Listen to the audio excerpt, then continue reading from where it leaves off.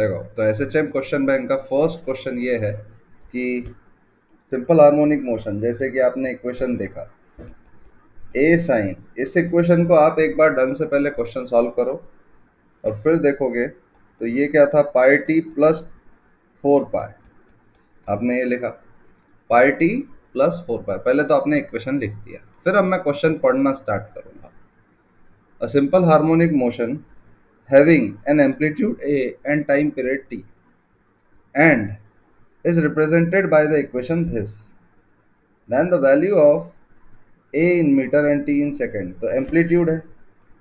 Standard equation क्या होता है, a sine omega T plus five, तो ओमेगा की वैल्यू कितनी है, पाई।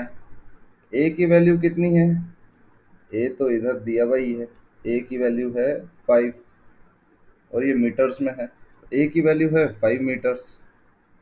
टाइम पीरियड कितना है, 2 पाई बाय ओमेगा, मतलब 2 सेकेंड्स। ऐसे निकाला जाता है ये। तो इसको इस तरह से आपको देखना है, a simple harmonic motion having amplitude A and time period T. तो इसको अपने ओरिजिनल इक्वेशन से आप रिलेट करो, उस हिसाब से आप इसको सॉल्व करो। ओके, तो अब आते हैं नेक्स्ट क्वेश्चन की तरफ। नेक्स्ट क्वेश्चन में ये उसने बोला है कि डिस्प्लेसमेंट ऑफ अ बॉडी, मतलब आप अगर फेजर को समझते हो, जैसे फेजर ऐसा होता है, देखोगे तो ये फेजर, यहाँ पे एक स्ट्रेट लाइन होती है, यहाँ पे भी एक स्ट्रेट लाइन होती है, यहाँ पे भी एक स्ट्रेट लाइन। जैसे अगर अपन बोले पार्टिकल इधर है तो पार्टिकल इधर है। और अगर अपन एसएचएम को समझने की कोशिश करें, अब एक बार क्वेश्चन को, हर एक क्वेश्चन को पॉज करके सॉल्व जरूर करना, ठीक है ना। अपने पास उतना समय नहीं है बार बार मैं बोलूँ। जैसे ही क्वेश्चन आ जाता है आपको वीडियो पॉज करना और फिर सॉल्व करना है, ठीक है। जैसे ही आप देखो the displacement of body executing SHM. SHM क्या होता है बेटा, ध्यान से सुनो। यहाँ है पार्टिकल, इधर जा रहा है, फिर इधर रुका है, फिर वापस इधर जा रहा है, फिर इधर रुका है। जहाँ पे भी टर्न लेगा वहाँ पे उसकी स्पीड 0 होगी, जहाँ पे भी टर्न लेगा वहाँ पे उसकी स्पीड 0 होगी, करेक्ट। तो यहाँ पे डायरेक्शन अगर देखा जाए, डायरेक्शन हमें नहीं मालूम, डायरेक्शन कौन सी, इधर है या उधर है, कौन सी डायरेक्शन को हमने पॉजिटिव माना, क्या हुआ, तो हम जनरली इस डायरेक्शन को पॉजिटिव मान लेते और उस हिसाब से ही सॉल्व करके देखते, ठीक है। बट इस पूरे पोजीशन में, मीन पोजीशन पे स्पीड क्या होती है, मैक्सिमम स्पीड होती है, मैक्सिमम, करेक्ट। और एक्सट्रीम पे स्पीड होती है 0, करेक्ट। अब अपन इक्वेशन कैसा निकालते, जैसे अपन ने स्टैंडर्ड इक्वेशन देखा, y is equal to A sine omega T plus five, y is equal to A sine omega T plus five. तो एट टी को, ये पूरे एंगल की तरफ देखते हैं, हम ये पार्टिकल को इधर से चला हुआ मानते। एट टी इक्वल टू 0, क्या ये 5 पे था, 5, बोलो, देखो ना, टी इक्वल टू 0 पे उसका एंगल कितना था, 5। टी इक्वल टू 0 पे उसका एंगल कितना था, 5, करेक्ट। अगर उसका एंगल टी इक्वल टू 0 पे 5 है, ध्यान से समझना, तो t equal to time t पे, t equal to 0, at t equal to 0 वो यहाँ है 5, ठीक है। अब आप एक चीज देखो, जब भी अपन फेजर पढ़ते तो अपन पार्टिकल को एक कांस्टेंट एंगुलर स्पीड से घुमाते, ठीक है। अब इस कंडीशन में देखेंगे, यहाँ पे x equal to A sine 2 pi t plus पाई/3, मतलब अगर इसका फेजर ऑब्जर्व किया जाए, इसका फेजर ऑब्जर्व किया जाए तो एट टी इक्वल टू 0 ये कहाँ है, एट टी इक्वल टू 0 ये है पाई/3 पे, यहाँ पे, π/3, मतलब पार्टिकल यहाँ है। अब आप एक चीज देखिए, उसने क्वेश्चन में क्या पूछा। क्वेश्चन में ये पूछा कि वेलोसिटी इज मैक्सिमम। मैंने बोला ना कि हमें ये नहीं पता डायरेक्शन कहाँ पॉजिटिव है कहाँ नेगेटिव है। अगर अपन ने इस डायरेक्शन को पॉजिटिव माना और हमारा पार्टिकल अभी यहाँ है, ध्यान से देखिएगा, हमारा पार्टिकल अभी यहाँ है, ठीक है। तो हमारे पार्टिकल को सफ़र कितना तय करना पड़ेगा, इधर जाना पड़ेगा, फिर इधर, फिर इधर, फिर इधर, फिर इधर, फिर इधर, फॉर वेलोसिटी मैक्सिमम। आप देखो, वेलोसिटी में magnitude as well as direction दोनों चाहिए। अब दूसरा पार्ट ये भी हो सकता कि उसकी स्पीड मैक्सिमम चाहिए। अब स्पीड मैक्सिमम के लिए पार्टिकल को यहाँ था अपना ओरिजिनली, तो यहाँ जाएगा एक्सट्रीम पोजीशन पे, और जैसी मीन पोजीशन पे आएगा उसकी स्पीड मैक्सिमम। अब अपन इसको कन्वर्ट करते एंगल पे, मतलब फॉर वेलोसिटी मैक्सिमम ये पार्टिकल इधर जा रहा होगा, इतना जा रहा होगा, इतना, इतना, इतना, इतना, इतना, यहाँ पे।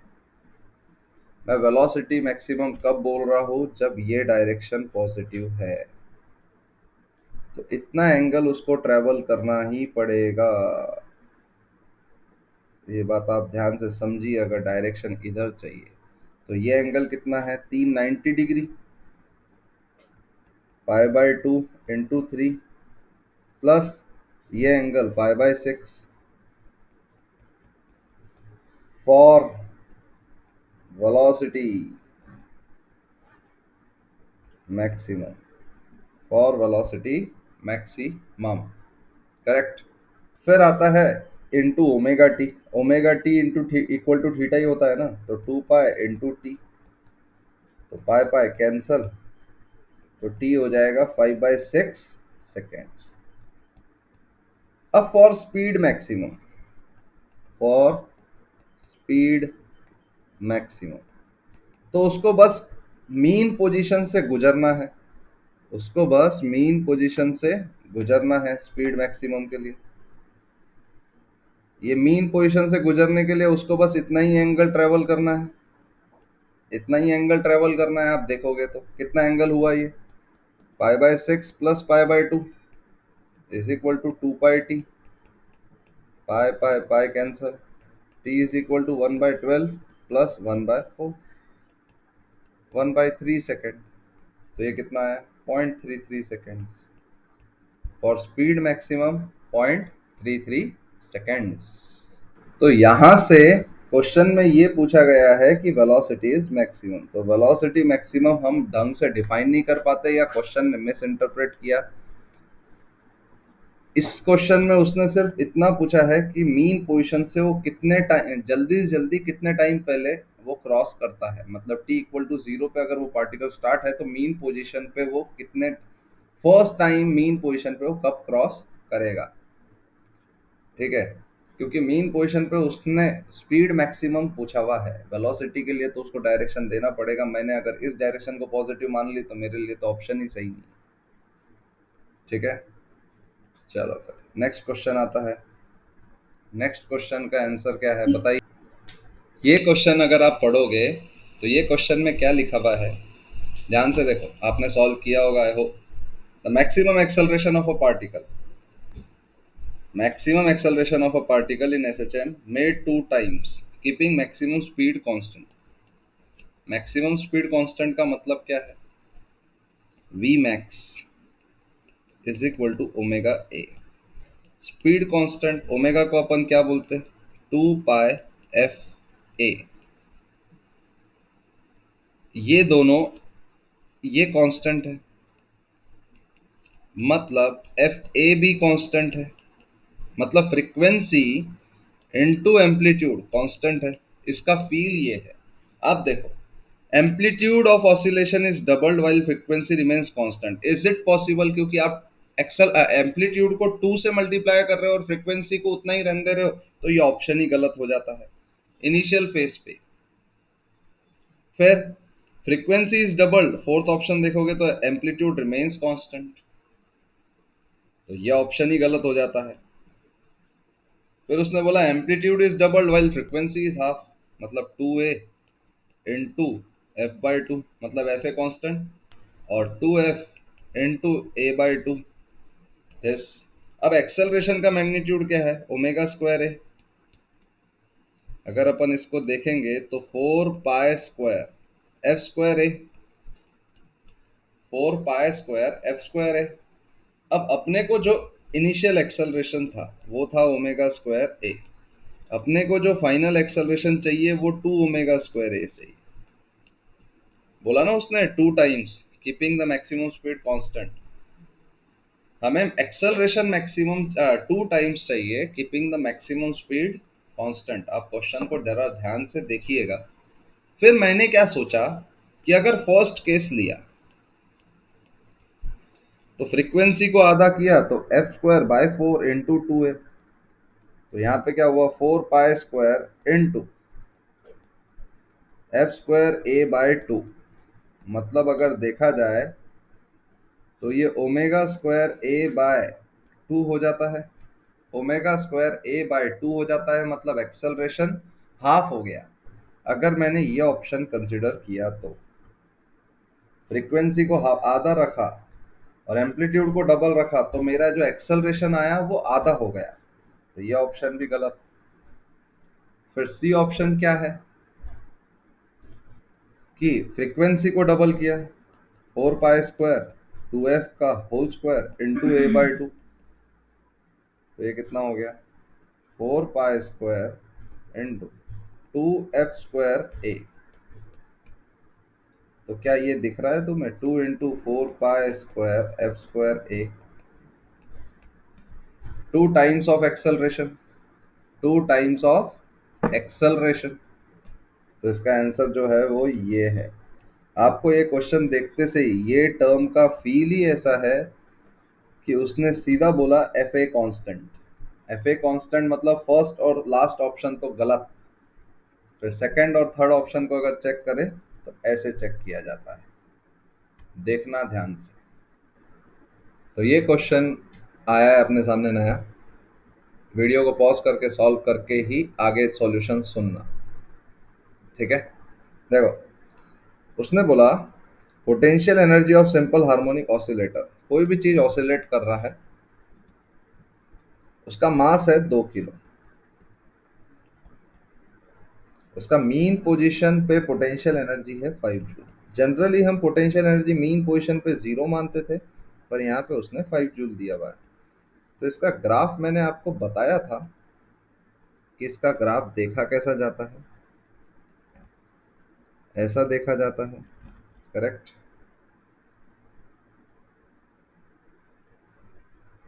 ऐसा और ऐसा। मीन पोजीशन पे 5 जूल है। ध्यान से इसका ग्राफ ध्यान से समझना मेरे से। पोटेंशियल एनर्जी मीन पोजीशन पे 5 जूल, 5 जूल, और total energy is equal to kinetic energy plus potential energy, ठीक है? तो 5 जूल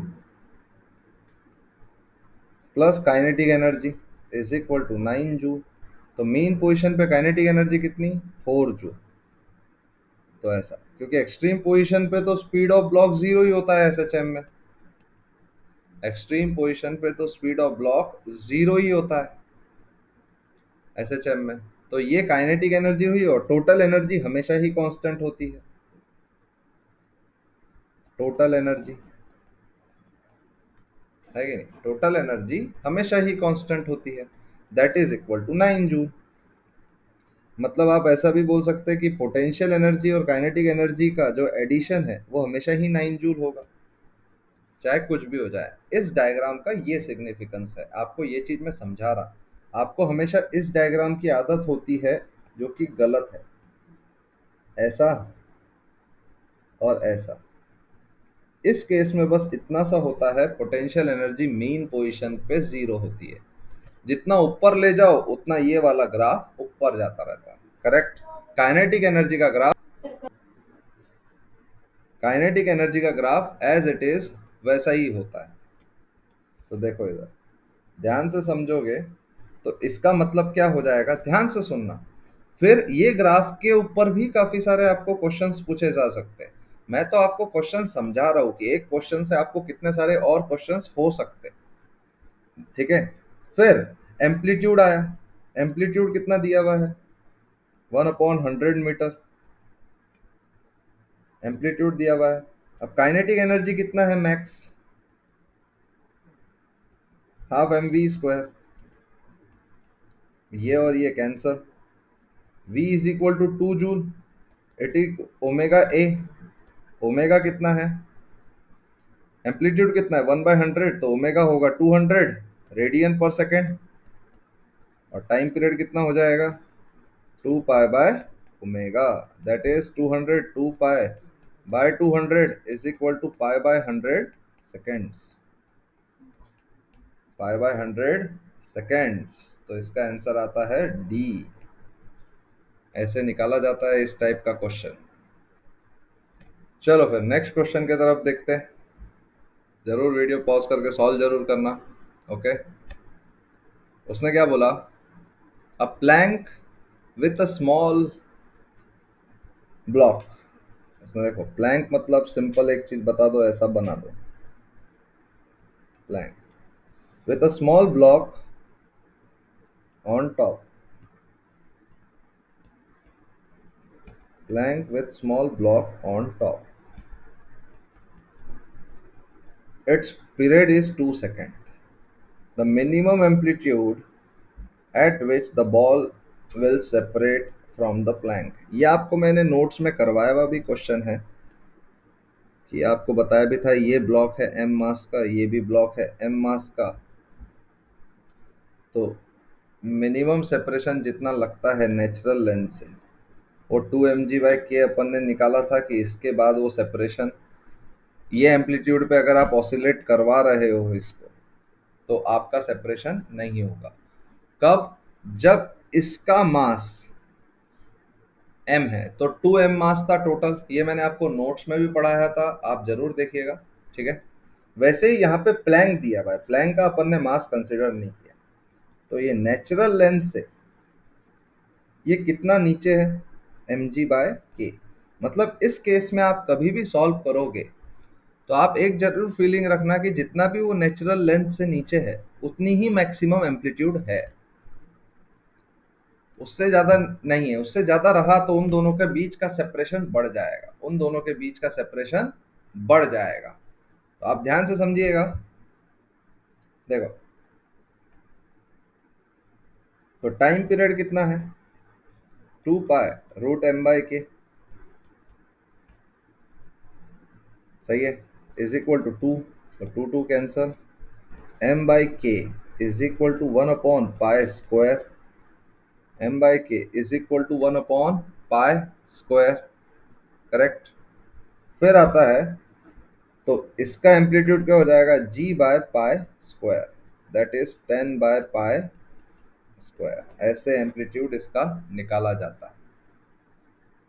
ये स्प्रिंग ब्लॉक सिस्टम में मैंने सिंपल डायरेक्ट बताया था कि इसका जो भी सवाल है, जैसे ही आप ऊपर उठाते हो तो ऊपर एकदम से उठता है वो, तो आपको नेचुरल लेंथ से थोड़ा सा भी ज़्यादा जाओगे आप, तो स्प्रिंग एलोंगेट होना शुरू होगा और स्प्रिंग उसको पीछे खींचेगा।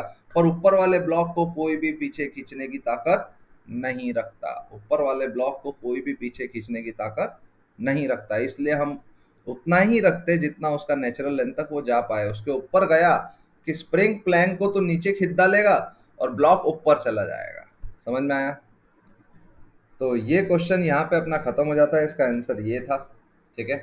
फिर ये नेक्स्ट क्वेश्चन आता है, पढ़ो जरा, तुरंत सॉल्व करने की कोशिश करो, वीडियो पॉज करो फटाफट। देखोगे तो आपको ये क्वेश्चन समझ में आएगा कि time period of a particle executing SHM is 8 second. At t equal to 0, it is at mean position. The ratio of the distance covered by the particle in first second to the second second। अच्छा जी, मतलब उसने क्या बोला कि first second में जितना distance cover किया divide by second second में उसने कितना डिस्टेंस कवर किया। मतलब ये क्या है, t equal to 0 to t equal to 1, और ये क्या है, t equal to 1 to t equal to 2। ये है t equal to 0 to t equal to 1 and t equal to 1 to t equal to 2। यहाँ तक आपको पॉइंट समझा होगा। सेकंड सेकंड किसको बोलते हैं, फर्स्ट सेकंड किसको बोलते हैं। अब मुझे एक चीज़ बताओ, अब मैं फेजर पे थोड़ा सा सोचता हूँ। मुझे एक्चुअली एसएचएम फेजर से ज़्यादा पसंद है। मुझे वो ऐसे एनालिटिकल सॉल्व करना बिल्कुल पसंद नहीं। मैं फेजर पे सोचता हूँ। मुझे एक चीज़ समझ में आ गया कि अगर 8 सेकंड उसका टाइम पीरियड है तो यहाँ से यहाँ जाने में उसको 2 सेकंड लगेंगे, यहाँ से यहाँ जाने में 2, यहाँ से यहाँ जाने में 2, और यहाँ से यहाँ जाने में 2। और क्वेश्चन में ये लिखा है it starts from its mean position, मतलब मोशन तो यहीं से ही स्टार्ट है, मोशन तो यहीं से ही स्टार्ट है और कांस्टेंट एंगुलर वेलोसिटी से घूम रहा है। तो पहले सेकंड में वो 45 डिग्री कवर करेगा, अगले सेकंड में फिर 45 डिग्री कवर करेगा। मतलब एट t इक्वल टू 0 वो यहाँ है, तो t इक्वल टू 1 पे वो यहाँ रहेगा, और t इक्वल टू 2 पे वो यहाँ रहेगा। आप ध्यान से समझ, इसी के इमेज को, इसी के इमेज को हम डिस्टेंस कवर्ड बोलते थे। ये फर्स्ट सेकंड में डिस्टेंस कवर्ड हुआ है, तो ये डिस्टेंस सेकंड सेकंड में कवर्ड हुआ है। बोलो, ये डिस्टेंस फर्स्ट सेकंड में कवर्ड हुआ है, तो ये डिस्टेंस सेकंड सेकंड में। ये ए है, ये 45 डिग्री है, तो ये भी 45। तो फर्स्ट सेकंड में उसने कितना डिस्टेंस कवर किया, ए कॉस 45, ए कॉस 45। और सेकंड सेकंड में कितना, ए माइनस ए कॉस 45, इतना ही हुआ ना। तो टोटल ए था, टोटल ए था, है कि नहीं, ये टोटल ए है। तो ये कितना डिस्टेंस है, a minus a cos 45, correct. ये सेकंड सेकंड में डिस्टेंस कवर किया। तो इसको अगर सॉल्व करेंगे तो a by root 2, a minus A by root a, sorry a तो कैंसिल करो, 1/√2 माइनस 1। इसको रैशनलाइज किया जाए तो ये कितना हो जाएगा, नीचे आ जाएगा 1 और ऊपर आ जाएगा, तो आंसर आ जाएगा √2 प्लस 1। इसको फेजर से इस तरह से डील किया जाता है। आप ध्यान से समझिएगा जरूर कि मैंने उसको फेजर से कैसे डील किया। तो फिर नेक्स्ट क्वेश्चन आता है ये वाला, एंगुलर फ्रीक्वेंसी। अच्छा, एंगुलर फ्रीक्वेंसी मतलब ओमेगा पूछा है। एंगुलर फ्रीक्वेंसी मतलब ओमेगा पूछा है। एंगुलर फ्रीक्वेंसी क्यों बोलते हैं, क्योंकि फ्रीक्वेंसी का मतलब क्या है, कोई भी कार्य एक सेकंड में कितनी बार हो रहा है, कोई भी कार्य एक सेकंड में कितनी बार हो रहा है। तो एंगुलर का यूनिट क्या होता है, रेडियन पर सेकंड। तो एक कितना एंगल वो एक सेकंड में घूम रहा है, इसलिए उसको हम बोलते हैं एंगुलर फ्रीक्वेंसी। ओमेगा को भी एंगुलर स्पीड भी बोलते हैं, एंगुलर फ्रीक्वेंसी भी बोलते हैं। अब जनरल इक्वेशन ऑफ एसएचएम क्या था अपना, d2y/dt² plus omega square Y is equal to 0। इस इक्वेशन को अगर मैं कन्वर्ट करूं, d2y/dt² plus 9/4y equal to 0। तो ओमेगा स्क्वायर कितना है, 9/4, तो ओमेगा कितना होगा, 3/2। So simple, so simple. Copy करो फटाफट। नेक्स्ट क्वेश्चन आता है अब, ये सॉल्व करो इसको फटाफट, आप जल्दी से जल्दी सब जन सॉल्व करेंगे। ये क्वेश्चन को आपने पढ़ा, वीडियो को पॉज करके जरूर सॉल्व किया होगा। उसने देखो क्या लिखा है, two particles in SHM are in SHM. Situation ऐसी है, ये मीन पोजीशन है जहाँ पे ये एक्सट्रीम पोजीशन है और ये ऐसा है। एम्पलीट्यूड ए है, ये प्लस है, ये माइनस है, ये 0। Time period T of both the particles are equal, time period T मतलब ओमेगा सेम है। At T equal to zero the particle is at displacement this, मतलब एक पार्टिकल आपका यहाँ है first, T equal to zero की बात हो रही है, और सेकेंड पार्टिकल आपका क्या है यहाँ, इसकी बात हो रही है minus A by two, second particle is here. अब पॉइंट क्या है, उसने बोला they are approaching towards each other, ये भी इधर आ रहा है, ये भी इधर, ये तो इधर ही आएगा, करेक्ट। अब उसने बोला बताओ पहली बार टाइम, बताओ ऐसा कौन सा टाइम है जहां पे वो पहली बार मिलेंगे या क्रॉस करेंगे।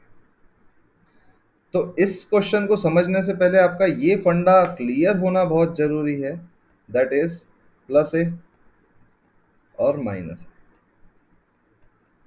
प्लस ए और माइनस। यहां से यहां अगर पार्टिकल जाता है तो उसका एंगल 0 डिग्री से 90 डिग्री होगा। यहां से यहां पार्टिकल जाता है तो 90 डिग्री से 180 डिग्री। यहां से यहां पार्टिकल जा रहा है, पार्टिकल का डायरेक्शन इधर है, तो 180 से 270 डिग्री। और यहां से यहां जा रहा है तो 270 से 360 डिग्री। ये आपके फंडे क्लियर होने कंपलसरी है। अगर ये आपके फंडे क्लियर है तो आप पहली बार अगर फेजर से ध्यान से समझिएगा, तो फेजर अगर मैंने बनाया और मैंने इसको अप्रोच किया, तो जो पहला वाला पार्टिकल है वो यहाँ है, पहला वाला पार्टिकल है वो यहाँ है, एक्सट्रीम क्वेश्चन। और जो सेकंड वाला पार्टिकल है क्या वो फोर्थ क्वाड्रेंट में है, तो वो फोर्थ क्वाड्रेंट में है। फोर्थ क्वाड्रेंट में है, जैसे मैंने यहीं बताया ना, ये डायरेक्शन इधर है। तो सेकंड वाला पार्टिकल को अगर आप ऑब्जर्व करोगे तो वो a बाई टू पे है, मतलब उसका एंगल कितना होना चाहिए, यहाँ है वो पार्टिकल, ठीक है। एक पार्टिकल यहाँ है, एक पार्टिकल यहाँ, तो ये एंगल कितना है, ये a बाई टू है, तो a बाई टू, तो ये एंगल 60 डिग्री है, या एंगल इधर। तो अब ये भी इधर ओमेगा से घूम रहा है, ये भी इधर ओमेगा से, और मैंने आपको बताया था ये जब भी मिलेंगे, जब when they both will lie in vertical line, when they both will lie in vertical line, correct. अब देखो ध्यान से समझते हैं, ये 30 डिग्री यहाँ ट्रेवल करा, ये 30 डिग्री यहाँ पे ट्रेवल किया, तो उतने ही टाइम में ये भी 30 डिग्री यहाँ ट्रेवल करेगा, मतलब ये अगर यहाँ पहुंचा तो ये यहाँ पहुंचा है, फिर एंगल बचा 60 डिग्री। अगर इसने भी 30 डिग्री ट्रेवल किया और इसने और 30 डिग्री ट्रेवल किया, तो क्या मैं इन दोनों को देख के ये बता सकता they both will lie in vertical line. तो इसको दोनों को वर्टिकल लाइन में आने के लिए इसको कितना एंगल ट्रेवल करना पड़ा, 60 डिग्री। कितना एंगल ट्रेवल करना पड़ा, 60 डिग्री। तो आप खुद सोचिएगा 60 डिग्री मतलब omega T is equal to 60 degree को क्या आप पाई बाय 3 लिखते हो, ओमेगा को आप क्या लिखते हो, 2 pi by time period T, T by pi by 3, pi pi pi cancel, T is equal to time period by 6। This is how this question is attempted. तो नेक्स्ट क्वेश्चन क्या है, ये वाला, इसको सॉल्व करिए जरा, वीडियो को pause करके फटाफट। तो ये क्वेश्चन को कैसे अटेम्प्ट करेंगे आप ध्यान से देखिए। Two particles execute SHM of same amplitude 20 centimetre, same time period बोल दे तो capital T, about same line along same equilibrium position. यहाँ तक तो अपन ने बोल दिया दो एसएचएम है, कहीं होंगे, दो पार्टिकल्स है। The maximum distance between two particles is 20 centimetre. अगर आपने लेक्चर देखा होगा तो आपको ये फील तो जरूर आया होगा कि मैक्सिमम डिस्टेंस सेपरेशन तब होता है जब दोनों की वेलोसिटी सेम रहे। मैंने ये चीज आपको बताया था कि मैक्सिमम डिस्टेंस तब होता है जब दोनों की वेलोसिटी सेम रहे सेम रहे जब दोनों की वेलोसिटी सेम रहे। अब दोनों की वेलोसिटी सेम रहना मतलब they lie in same horizontal line, they lie in same horizontal line, they lie in same horizontal line, correct. तो अब अगर इसका फेस देखे और बीच में 20 सेंटीमीटर है, तो मैं इसको एनालिटिकली अगर समझूं भी तो इसका एक ही रीजन ऐसा है कि मेरे को ऐसा फील हो सकता कि ये भी a/2 पे है और ये भी -a/2 पे, क्योंकि सेम हॉरिजॉन्टल लाइन पे लाए होना कंपलसरी है ना, कहीं पे भी आप ले नहीं सकते। तो ये देखो सेम हॉरिजॉन्टल लाइन, तो अगर a/2 पे अगर इधर है तो ये एंगल कितना है, 60 डिग्री। ये एंगल कितना है, ये भी 60 डिग्री है। तो ये एंगल कितना है, 60 डिग्री। तो दोनों के बीच का फेज डिफरेंस, दोनों के बीच का एंगल का डिफरेंस कितना है, 60 डिग्री। देखो, a particle performs SSM with time period t and amplitude a. The mean velocity of the particle over the time interval during which it travels a distance a/2 from extreme position. Travels a distance a/2 from extreme position. मतलब extreme position से उसने distance a/2 travel करना चाहिए। तो आप देखो मैं कैसे इसको करता हूँ। ये स्ट्रेट लाइन बनाया, एक्सट्रीम पोजीशन मतलब यहाँ है, ठीक है, एक्सट्रीम पोजीशन मतलब यहाँ है, और यहाँ से a/2 डिस्टेंस यहाँ ट्रेवल करना चाहिए उसने, क्योंकि x डायरेक्शन में तो a/2 ही ट्रेवल करेगा। तो a/2 ट्रेवल करेगा तो एंगल कितना रहेगा, अब देखिए यहाँ तक एंगल जाएगा उसका, आप समझेंगे तो ये एंगल कितना हुआ, अगर ये a/2 है और ये a है तो क्या ये π/3 है, क्या ये π/3 है, बोलो। अगर ये a/2 है, ये a है, तो ये π/3 है। अगर ये π/3 है तो इसको टाइम कितना लगेगा, omega t is equal to π/3। हम बोल सकते हैं 2π/ओमेगा,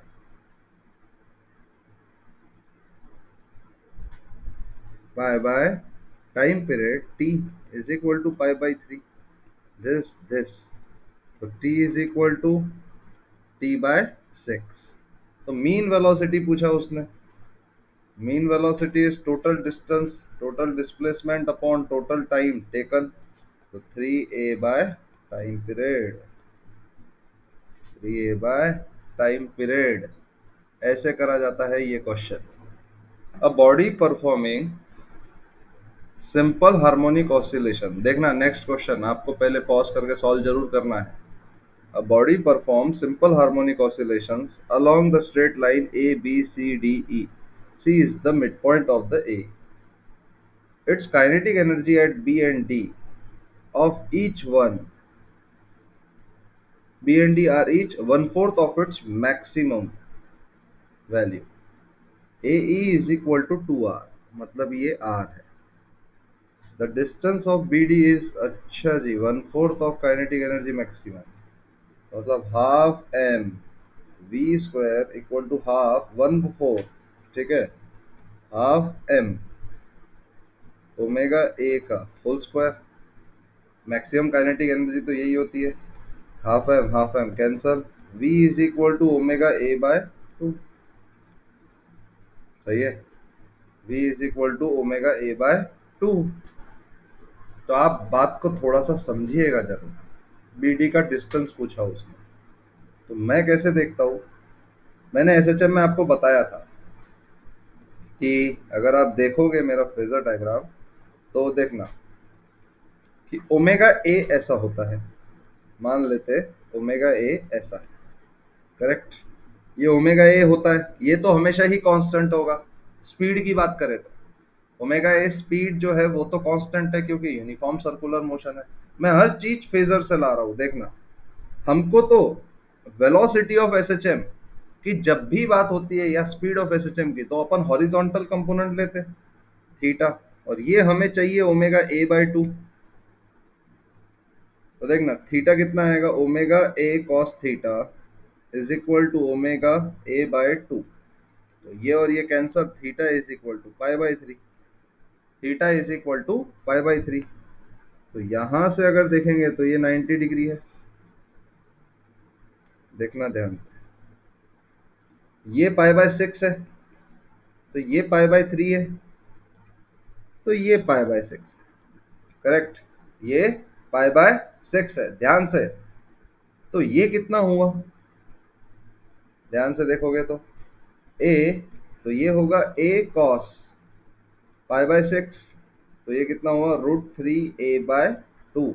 और यहाँ भी √3a/2 और यहाँ भी √3a/2।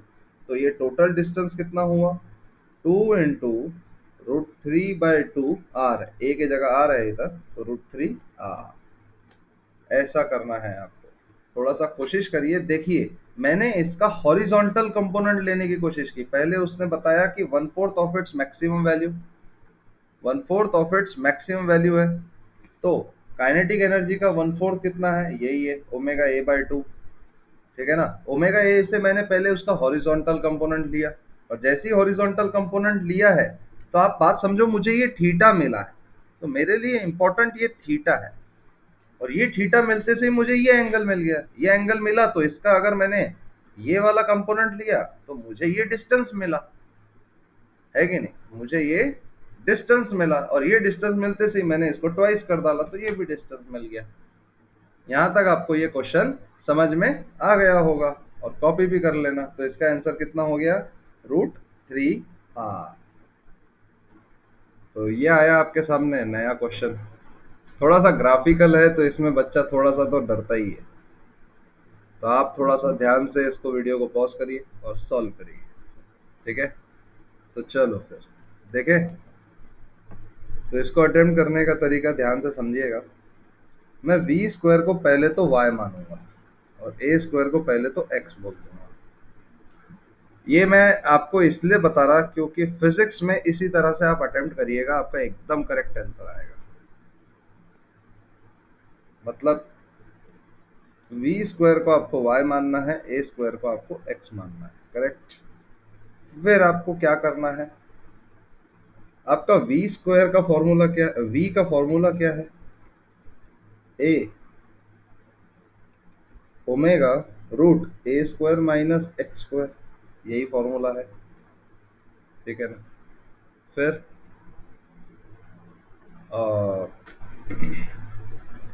a का क्या है, -ओमेगा² x।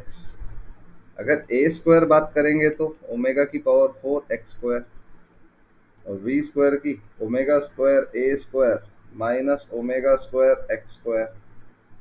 ध्यान से सुनिएगा जरा। फिर ओमेगा² a², और ओमेगा² x² को क्या मैं लिख सकता हूँ, a²/ओमेगा²। देखो ओमेगा की पावर 4 है इधर, तो -a²/ओमेगा²। ध्यान से समझिएगा, ये सब कांस्टेंट टर्म्स है, हाँ, ठीक है ना। तो आपने v स्क्वायर को मान लिया y इज इक्वल टू -1/ओमेगा² x प्लस ओमेगा² a²। तो आपने कभी ये देखा क्या, स्लोप इंटरसेप्ट लॉ। तो ये होता है y इंटरसेप्ट, y इंटरसेप्ट यहाँ पे पॉजिटिव है और इसका स्लोप नेगेटिव है, तो इसका ग्राफ कैसा आएगा, स्ट्रेट लाइन, जिसका y इंटरसेप्ट पॉजिटिव है और स्लोप नेगेटिव। v²/a² का जो ग्राफ आएगा वो ऐसा आएगा, क्योंकि it is linear equation in x and y। तो अगर लीनियर इक्वेशन x और y में है तो ग्राफ स्ट्रेट लाइन ही है और स्लोप नेगेटिव है। देखो फिर ये क्वेश्चन इस तरह से किया जाता है और आंसर इसका ये है। देखो, ये क्वेश्चन आपने अटेम्प्ट करा, देखा, वीडियो को पॉज करो और अटेम्प्ट करो। ये क्वेश्चन में सिंपल एक चीज जरूर लिखी हुई है, वो क्या है कि डिस्प्लेसमेंट x है और y वेरी कर रहा है अकॉर्डिंग टू क्वेश्चन। तो ग्राफ क्या क्या हो सकता है। तो एसएचएम में पहला क्वेश्चन तो आपको ये बोला है टोटल एनर्जी तो भाई साहब हमेशा ही कांस्टेंट रहती है, चाहे दुनिया की ऐसी की तैसी। टोटल एनर्जी का आप ग्राफ हमेशा देखोगे तो आपको यही ग्राफ दिखाया गया था, मोस्ट कॉमन ग्राफ, जो कि अगर आपको याद हो तो ये ग्राफ किसका, लास्ट में सबसे जीरो कौन होती है, काइनेटिक एनर्जी। ये ग्राफ काइनेटिक एनर्जी, ये ग्राफ किसका, पोटेंशियल एनर्जी। लास्ट में पोटेंशियल एनर्जी मैक्सिमम होती है और ये था total energy, that is constant.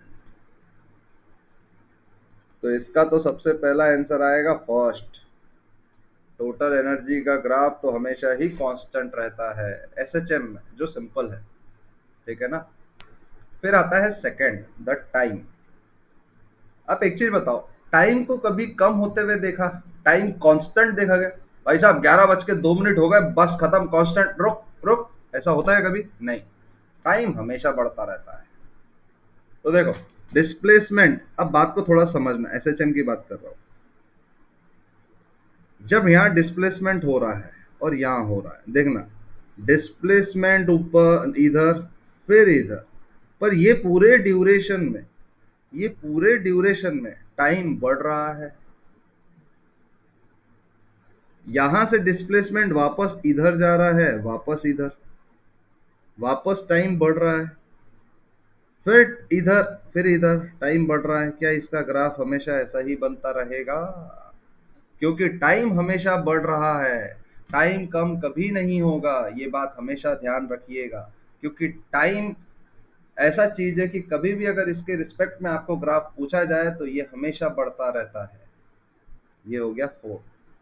अब फिफ्थ क्या है, ये तो बहुत ही सिंपल है, क्योंकि आपको ये चीज मालूम है कि अगर आपने ग्राफ सेक्शन देखा होगा तो आपको ये चीज समझ में आ गया होगा, एक्सेलरेशन डिस्प्लेसमेंट का ग्राफ ऐसा ही होता है। अगर आप इसको मास मल्टीप्लाई कर दो तब भी ग्राफ ऐसा ही होगा, क्योंकि mass is a scalar quantity and positive also. तो ये एफ एक्स का ग्राफ ऐसा ही होगा। और ऐसा ग्राफ आपको कहीं पे भी दिख रहा है क्या, तो इसका आंसर नन होगा। समझ लेना कि आपको ग्राफ इसमें से नहीं है तो क्या है ये भी पता होना बहुत कंपलसरी है। देखना, तीनों के ग्राफ मैंने समझा दिए ढंग से। तो ये चीज है, पहला टोटल एनर्जी कांस्टेंट है, टाइम हमेशा बढ़ता रहता है। फोर्स का आपने ऐसा निकाला कि एक्सेलरेशन डिस्प्लेसमेंट का जो ग्राफ था वही फोर्स को कर दिया। ओके, चलो फिर ये है नेक्स्ट क्वेश्चन, करो इसको पॉज करके और सॉल्व करो। तो इसको आपने सॉल्व कर लिया होगा। इस क्वेश्चन में आपको क्या पूछा हुआ है, a small mass executes linear SHM about, ये तो a time period, it's displacement from O at the time t/8 after passing through. मतलब o से t/8 टाइम पे ये कितना डिस्प्लेस करेगा। मतलब आपने क्वेश्चन ढंग से पढ़ा क्या, o से t/8 टाइम तक ये कितना डिस्प्लेसमेंट करेगा। मतलब क्वेश्चन ऐसा है कि ये मीन पोजीशन, ये प्लस है माइनस, ये ओ, तो यहाँ से पास हो रहा है, तो इसका डिस्प्लेसमेंट निकालो। इसको टाइम लग रहा है t/8। तो आप इतना बोल सकते हैं कि omega t/8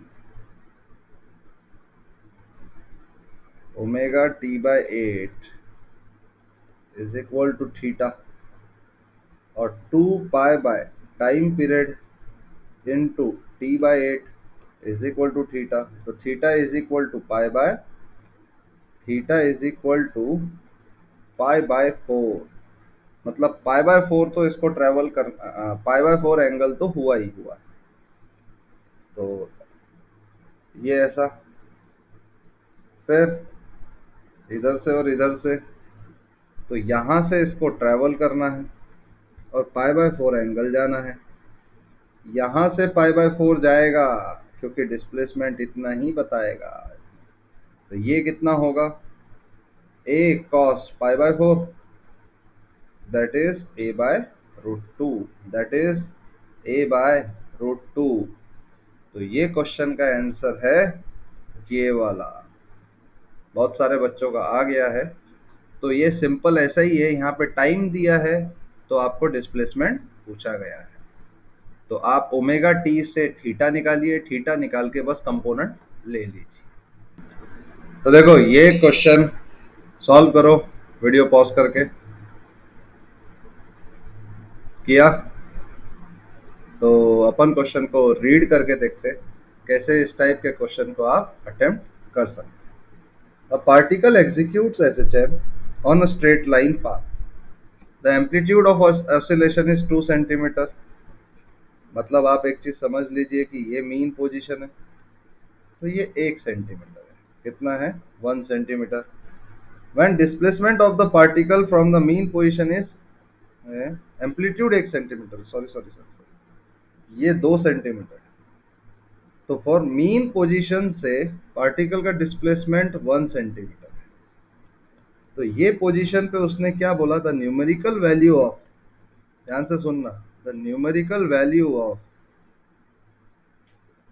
magnitude of acceleration is equal to numerical value of magnitude of velocity angular frequency is. तो न्यूमेरिकल वैल्यू मतलब omega square into A by 2। मैं तो ए बाई 2 ही लेता, बाद में देखेंगे, क्योंकि एक्सेलरेशन क्या होता है, माइनस ओमेगा स्क्वायर एक्स, और वेलोसिटी कितनी होती है, omega A square minus A by 2 का whole square is equal to, ये दोनों की न्यूमेरिक वैल्यू सेम हुई या नहीं, यस, ये दोनों की न्यूमेरिक वैल्यू अब सेम हुई। तो ये और ये कटा, तो ये कितना हो जाएगा, √3/2 a is equal to omega A by 2। तो ये और ये भी कटा, ये और ये भी कटा, तो ओमेगा आया √3 रेडियन पर सेकेंड। तो टाइम पीरियड कितना आया, फ्रीक्वेंसी क्या है, ओमेगा बाय 2 पाई, तो √3/2 पाई हर्ट्ज टाइम पीरियड ये है, या तो सेकेंड इनवर्स। फ्रीक्वेंसी ऐसे निकाला जाता है। आप समझिए कि मैंने इसका स्पीड का और एक्सेलरेशन के मैग्नीट्यूड को इक्वल किया तो ओमेगा √3 आया, √3 आया तो फ्रीक्वेंसी का फॉर्मूला ये है। ठीक है, तो ये क्वेश्चन को आप अटेम्प्ट करिए तुरंत। करा, वीडियो को पॉज जरूर कर देना और फिर सॉल्व करना। देखो, a stone is swinging in a horizontal circle of radius of diameter 0.8 metre and इसका जो ओमेगा दिया हुआ है वो 30 रिवॉल्यूशन है। तो एक रिवॉल्यूशन में एंगल कितना घूमता, 2 पाई रेडियन पर मिनट दिया हुआ है, तो 60 कर देते, तो 60 खत्म, ये सेकंड। तो ओमेगा कितना हो गया, पाई रेडियन पर सेकंड। ठीक है, और रेडियस कितना हो गया, 0.4 metre. A distant horizontal light beam causes a shadow of stone to be formed on a nearly vertical wall. The amplitude and time period of oscillation time। अच्छा, मतलब एक बॉडी ऐसे घूम रही है, एक बॉडी ऐसे घूम रही है और इसका वर्टिकल वॉल पे रिफ्लेक्शन बन रहा है, ऐसा टडिंग टडिंग टडिंग टडिंग टडिंग टडिंग टडिंग टडिंग, ऐसा रिफ्लेक्शन बन रहा है। तो उसने बोला रिफ्लेक्शन का एम्पलीट्यूड कितना है और ये टाइम पीरियड कितना है। तो एम्पलीट्यूड तो रेडियस ही होगा, आप देखिए यहाँ से लाइट बीम गिर रही तो एम्पलीट्यूड तो रेडियस ही होगा, और दैट इज 0.4 मीटर, और टाइम पीरियड होगा 2 पाई बाय ओमेगा। ओमेगा पाई है तो 2 seconds is the time period, 2 second is the time period, मतलब इसका आंसर ये होगा।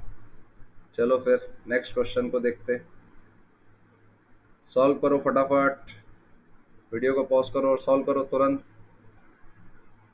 ये क्वेश्चन अब करेंगे अपन लोग, ठीक है। ये क्वेश्चन कैसे होगा? Find the ratio of time periods of two identical springs. दो आइडेंटिकल स्प्रिंग्स है,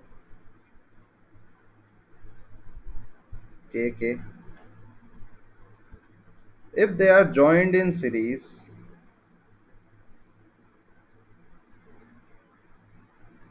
के और के, तो के इक्विवेलेंट कितना हो जाएगा? k/2। If they are joined in parallel,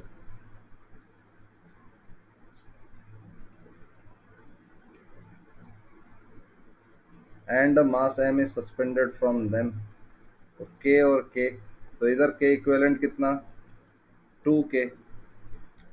तो सीरीज का टाइम पीरियड कितना होगा? Series upon time period of parallel.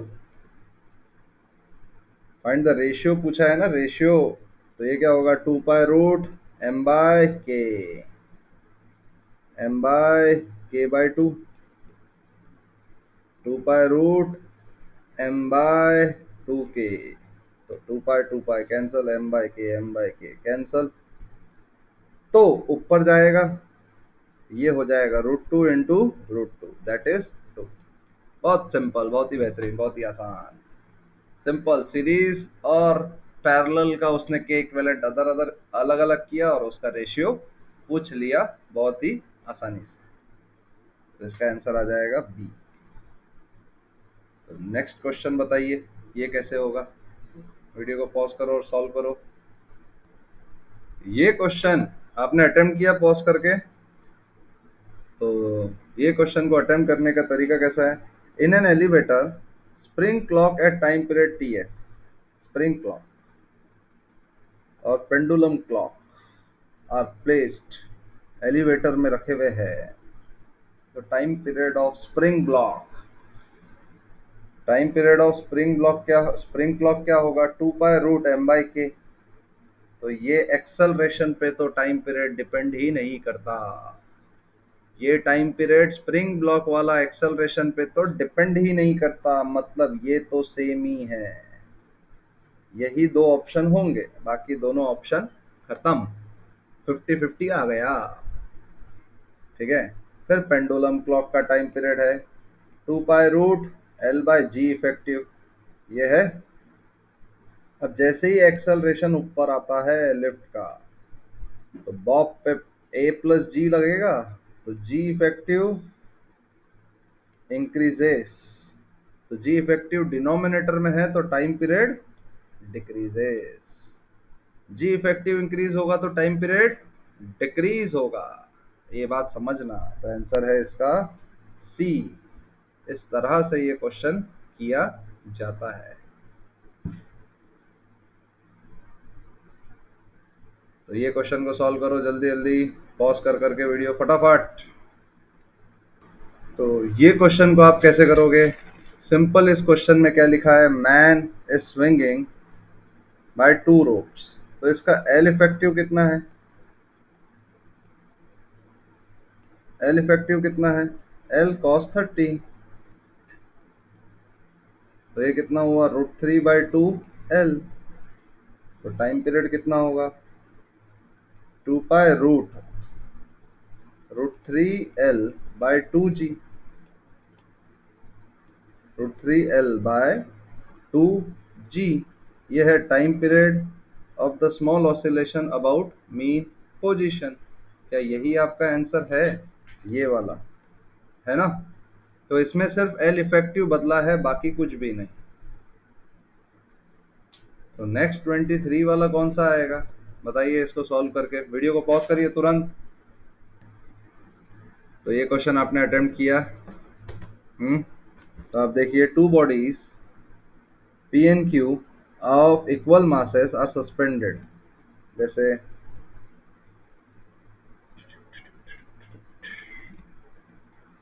M, ये K1 है, तो ये नेचुरल लेंथ से कितना नीचे आया हुआ है भाई साहब? mg/K1।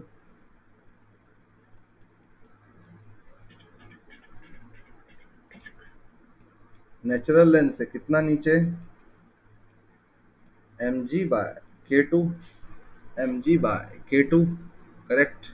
इनका एम्पलीट्यूड क्या होगा यही आपसे पूछा हुआ है। तो ये इक्विलिब्रियम पोजीशन है, इक्विलिब्रियम। तो उसने क्या बोला, maximum velocity of them are equal, maximum velocity of them are equal, maximum velocity of them are equal. तो ओमेगा का वैल्यू क्या होता है, रूट के बाय एम। ये तो सबको ही मालूम होगा, ओमेगा का वैल्यू रूट के बाय एम। तो टाइम पीरियड क्या होता है, 2 पाई रूट एम बाई के। तो ओमेगा का वैल्यू है रूट के बाय एम। और ओमेगा, देखना ध्यान से, maximum velocity of them are equal, find the ratio of their amplitude. Omega 1 a one is equal to omega 2 a two. Maximum velocity दोनों का सेम है, तो k one by m one into a one, k two by m two into a two. तो m one m two खत्म, a one by a two is root k two by k one.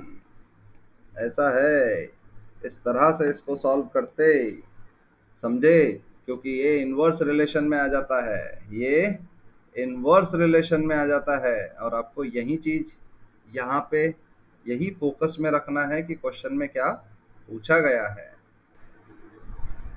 तो ये आया आपके सामने नया question, pause करो, देखो। तो आप इसको अब सॉल्व करोगे तो देखो कैसे करते हैं। At T equal to 0 pi by 3। अब आप फेजर पे इसका आओगे, तो फेजर क्या कहता है कि पाई बाय 3 पे तो है, तो इसको एक्सट्रीम पोजीशन पे आने में कितना एंगल ट्रेवल करना पड़ रहा, थीटा पाई बाय 6। ध्यान से देखो, तो इसको टाइम कितना लगेगा। और जब भी एसएचएम होता है तो उसका ओमेगा कांस्टेंट होता है, एंगुलर स्पीड, एंगुलर फ्रीक्वेंसी जो अपन मानते हैं। तो अपन सीधा बोल सकते हैं omega T is equal to pi by 6, क्योंकि थीटा हमें पता है। तो अगर omega T is equal to pi by 6 पे अगर मैं बात करूं, तो वाई क्या है, sine pi by 6 plus root 3 cos pi by 6। और इसको क्या बोलेंगे अपन, 1/2 plus root 3 into root 3/2 is equal to y कितना हुआ, 2। अब आप बात समझो थोड़ा सा, कि बात यह है कि इस पे फोर्स लग रहा है एन, करेक्ट।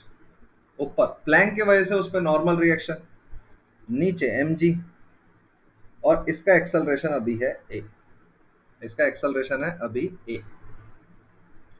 तो ध्यान से देखोगे तो n माइनस एम जी, और ये ऊपर जाने की टेंडेंसी रख रहा है तो ma, तो n equal to M G plus ma।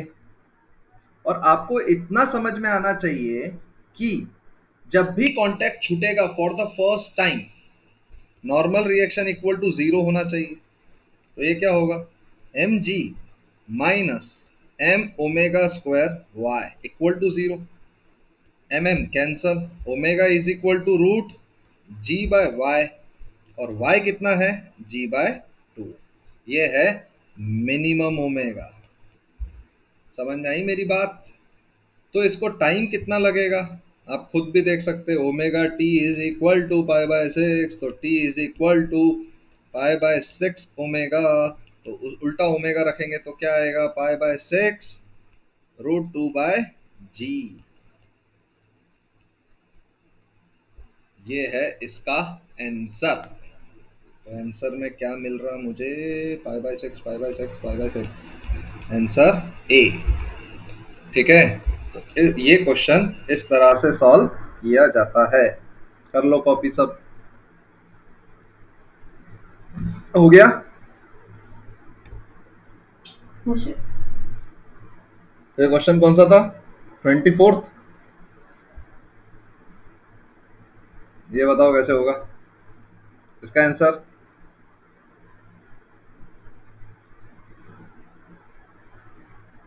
इसका आंसर कर रहा है तू, अरे वाह,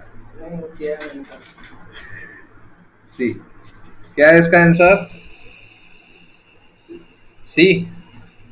A ring of diameter 2 meter oscillates as a compound pendulum about horizontal axis passing through its point on its ring. It oscillates in such that its center move in a plane which is perpendicular to the plane of the ring. The equivalent length of the simple pendulum is, अरे वाह, बोलो, 2 pi root L/G। और इसमें formula क्या होता है? 2 पाई root I/mg D. क्या बात कर रहे हो? ये कैसे आया? कैसे आया? कैसे आया?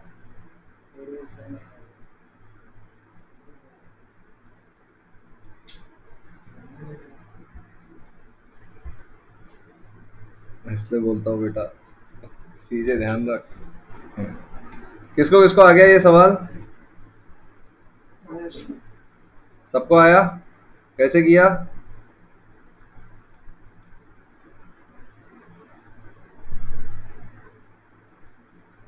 कैसे किया?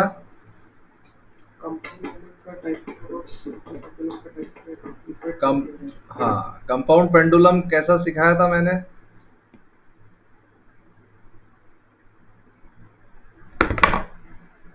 कंपाउंड पेंडुलम कैसा सिखाया था?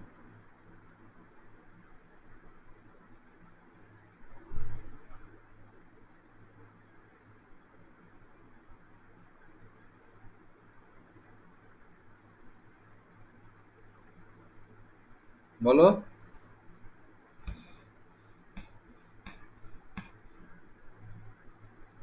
मैं बताऊं? देखो, ये क्वेश्चन को आप ट्राई करोगे तो कैसा है ये क्वेश्चन, ध्यान से देखना। ये क्वेश्चन ऐसा है, the ring of diameter 2 metre oscillates. जैसे एक रिंग है, ये ऑसिलेट कर रही है इसके रिस्पेक्ट में, और इसका रेडियस है 1 मीटर, ठीक है। About horizontal passing through the ring, इसके अबाउट, ठीक है। तो इसके अबाउट इसका मोमेंट ऑफ इनर्शिया क्या होता है? रिंग के सेंटर ऑफ मास के अबाउट mr²। तो इसके अबाउट क्या होगा? mr² plus mr²। तो ये हो जाएगा 2mr², 2mr²। इसके अबाउट, तो इसका जो टाइम पीरियड आता है वो आता है 2 पाई रूट I/mg डी, और डी होता है distance from centre of mass. तो ये होता है 2mr² अपॉन mgr। तो are are cancel, M M cancel, तो ये हो जाएगा 2 पाई रूट 2r/g, ठीक है। तो इसके इक्विवेलेंट उसने पूछा पेंडुलम का लेंथ कितना होना चाहिए। तो ये और ये कैंसल, ये और ये कैंसल, तो L is equal to 2r। तो कितना हो जाएगा? R है 1 मीटर, तो L हो जाएगा 2 मीटर्स। L हो जाएगा 2 मीटर्स। देखो 2 मीटर आया, तो 2 मीटर आते से ही आपको ऐसा फीलिंग आएगा कि वाह, पहला ही ऑप्शन देखो ना, आप हिंट करो। जैसे ही 2 मीटर आया, फर्स्ट ऑप्शन इज 2 मीटर, आप तुरंत 2 मीटर टिक करोगे और आप बोलोगे ये तो आंसर सही है। पर जबकि ये आंसर गलत है। क्यों गलत है, मैं आपको इसका रीजन भी बताता हूँ। इसका रीजन ये है कि इसमें जो बोला गया है वो ये है, which is perpendicular to the plane of the ring.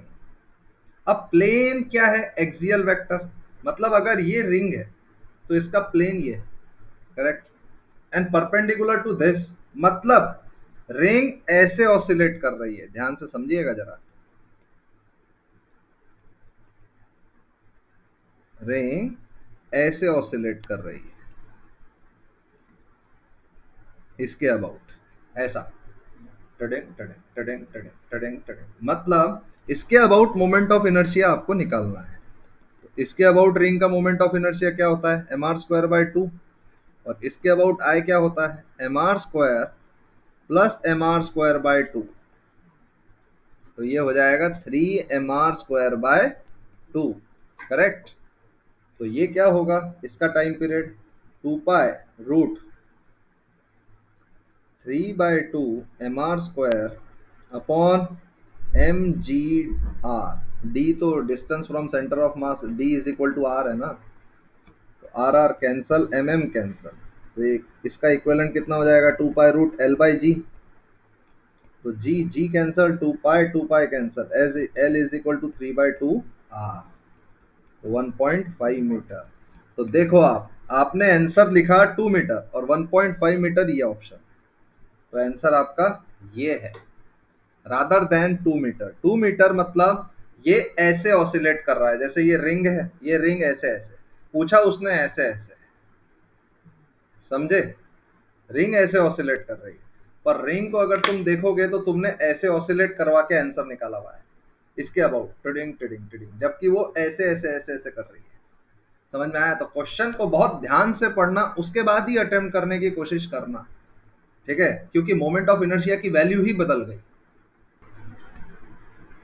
देखो ये नया क्वेश्चन आपके सामने प्रस्तुत किया गया है।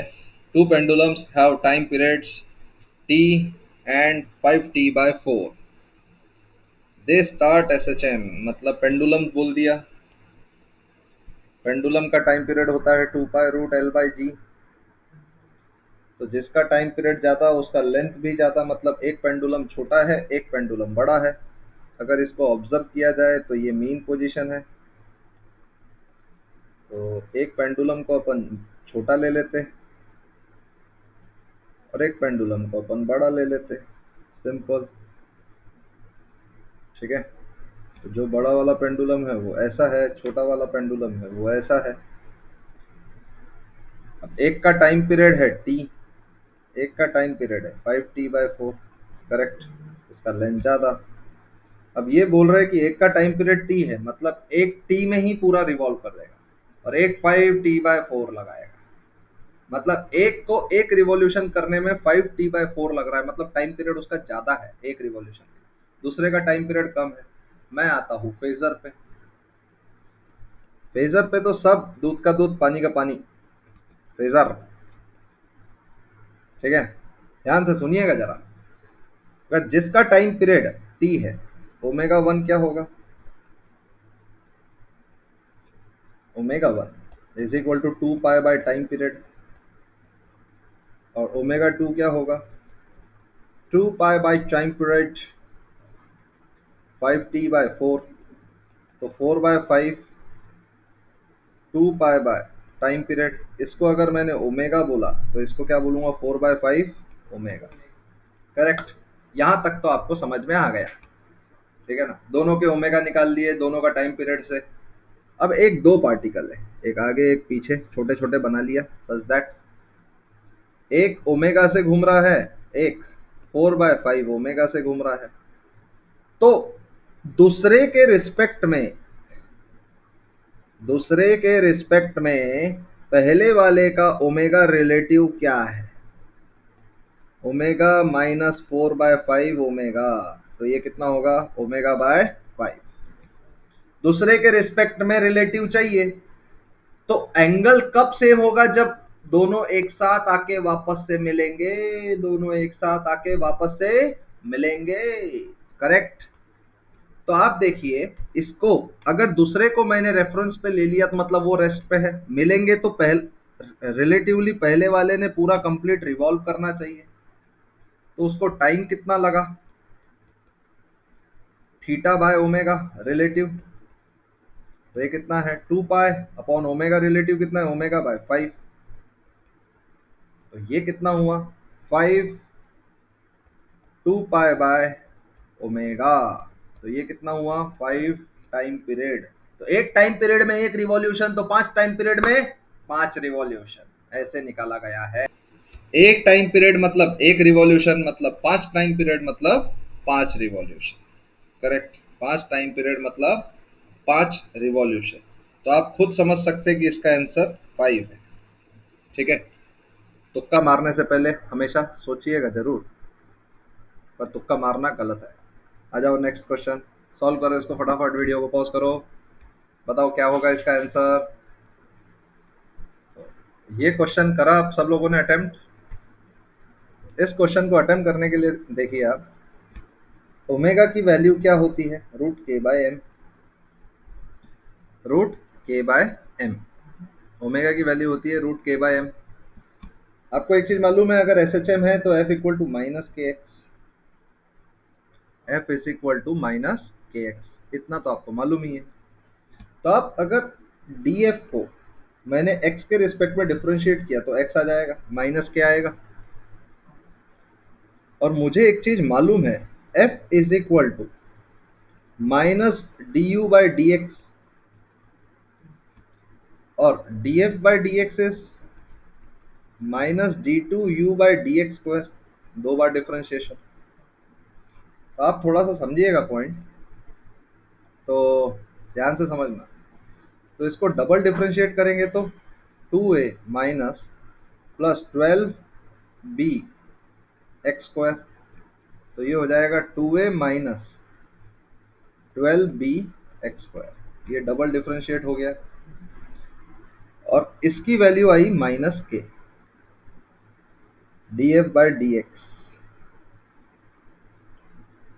ध्यान से देखिएगा जरा, तो इसको आपको ऐसे समझना है, ठीक है। इसकी वैल्यू आई माइनस के, देखो, ठीक है। अब आप देखेंगे उसने बोला minima of potential energy. Minima of potential energy मतलब d u by D x equal to zero, x equal to plus minus a by two भी आया था, क्योंकि u को अगर आप देखोगे तो d u by D x equal to zero मतलब minus two a x plus four b x square cube equal to zero करोगे तो x एक तो जीरो आएगा, जीरो पे इसका होता है मैक्सिमम, और x plus minus root A by two भी आता है। करेक्ट, मिनिमा के लिए अपन डिफरेंशिएशन ही करते हैं, तो ये उसका होगा। तो x की वैल्यू जैसी जैसे ही मैंने एक्स स्क्वायर डाला तो 2a minus 12b into A by two B is equal to 2a minus 6a is equal to minus 4a। तो k कितना हुआ? 4a। k बाय m कितना हुआ? 4a by m। ओमेगा कितना है? Root k by m, root 4a by m, तो 2 root a by m। अपन ने सब कुछ करा, बस अगर किसी ने भी ये बोला ये इक्वेशन को, तो आपका क्वेश्चन सॉल्व नहीं हो पाएगा। This is the basic equation of S H M, this is the basic equation of S H M. बाकी सब तो आपको जानते ही हो, मिनिमा के लिए D Y by D x equal to zero, बाकी तो आपने सब वैल्यूज ही पुट की है, एक्स वही वैल्यू पुट की जिस पे मिनिमा आ रहा है, मिनिमा आपका इस पे ही आ रहा है। करेक्ट, तो आपको ये सारी चीजें ध्यान रखनी है और इस हिसाब से ही, इस ढंग से ही आपको इसको सॉल्व करना है। ये क्वेश्चन को आप पढ़ोगे तो आपको ये फील जरूर आएगा। इस वीडियो को पॉज करो और सॉल्व करो पहले, सबसे पहले। और अगर आपने सॉल्व कर लिया हो तो यहाँ देखो, एक earth acts like a solid sphere. तो यहाँ पे मासेस है, एक मास है मान लेते, तो इसकी सेंटर पे स्पीड क्या होगी ये भी मान लेते। सेंटर पे स्पीड क्या होगी मान लेते, ये मास m है। तो आपको एक चीज मालूम है, potential at centre is minus 3 by 2r, minus 3 by 2r, potential at centre. ठीक है, तो आपको ये तो मालूम ही होगा, है कि नहीं। फिर पोटेंशियल एट सेंटर ये है, potential at surface minus GM/r, potential at surface minus GM/r। ठीक है, तो एनर्जी कंजर्वेशन करते हैं सरफेस और सेंटर पे। सरफेस पे क्या है? Minus GM/r into m, potential energy is equal to half mv² centre पे पहुंचने के बाद, फिर माइनस 3/2 GM/r इंटू m। तो आप देखो स्पीड पार्टिकल के मास पे तो डिपेंड ही नहीं कर रही, स्पीड पार्टिकल के मास पे तो डिपेंड ही नहीं कर रही। तो वी स्क्वायर क्या होगा, 2 gm/r माइनस प्लस 3 gm/r। तो ये कितना हो गया, gm/r। तो ये v कितना है, √gm/r। स्पीड कितनी है, √gm/r। तो ये स्पीड आ गई इसकी। और यहां से जो 2m वाला पार्टिकल है उसकी भी साइमल्टेनियसली यही स्पीड आएगी सेंटर पे, क्योंकि मासेस पे तो डिपेंड ही नहीं कर रहा। अब इसमें साइमल्टेनियसली आपका मोमेंटम कंजर्वेशन भी आएगा। मोमेंटम कंजर्वेशन कैसे देखोगे तो, अब ये m मास है, ये v स्पीड इधर है, ये m मास है, ये v स्पीड इधर है 2m। तो फाइनली आफ्टर स्टिक मतलब after collision they stick together, तो ये v डैश मान लेता हूं मैं, क्योंकि इसका मोमेंटम ज्यादा है। तो 2mv minus mv is equal to 3mv dash. तो v dash is equal to v/3। यहाँ तक आ गया। मान लो एक और टनल ले लिया अपन ने और इसको बोल दिया ये है 3m और ये v डैश, ये है 3m और ये है v डैश। समझ में आया? अगर ये v डैश है तो ये बताओ कितने हाइट तक ये पहुंचेगा। अब तुमको एक और चीज मालूम है, potential eight inside solid sphere का फॉर्मूला होता है -gm/2r³, 3r² माइनस x²। ठीक है, तो हमें नहीं मालूम ये कहां तक जाएगा। आपको यहां तक सारी सिचुएशन समझ में आ गई होगी। हमें नहीं मालूम कहां तक जाएगा, हम डिसाइड कर लेते यहां तक ही जाएगा x। हम डिसाइड कर लेते यहां तक ही जाएगा। तो अब देखेंगे यहां जाएगा तो यहां स्पीड 0। ठीक है, तो देखना energy conservation -gm 3/2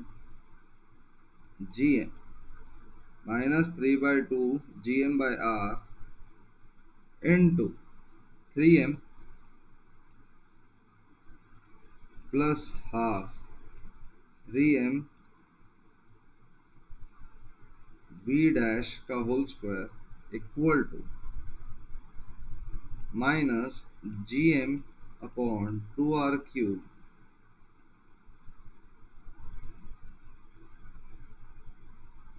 3r² minus x² into 3m। Correct. 3m काटो, मास का तो कोई मतलब ही नहीं है। अब बात को समझे जरा, तो 2 भी काटो, कोई मतलब नहीं है। अब देखो -3gm/r प्लस v डैश का होल स्क्वायर मतलब v²/9। तो 1/9 का v² है gm/r minus gm/r³ 3r² plus gm x²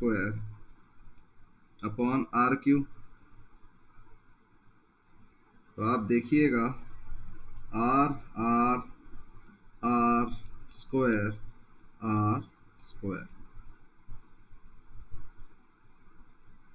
तो ये हो गया gm कैंसर। तो ये हो जाएगा -3 प्लस 1/9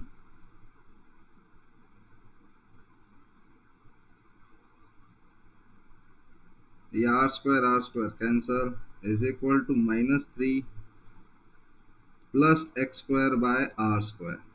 तो ये और ये cancel, X square equal to R square by 9, X equal to R by 3। ये है आंसर। इसको सॉल्व करोगे तो आपको इस तरह से पता चलेगा।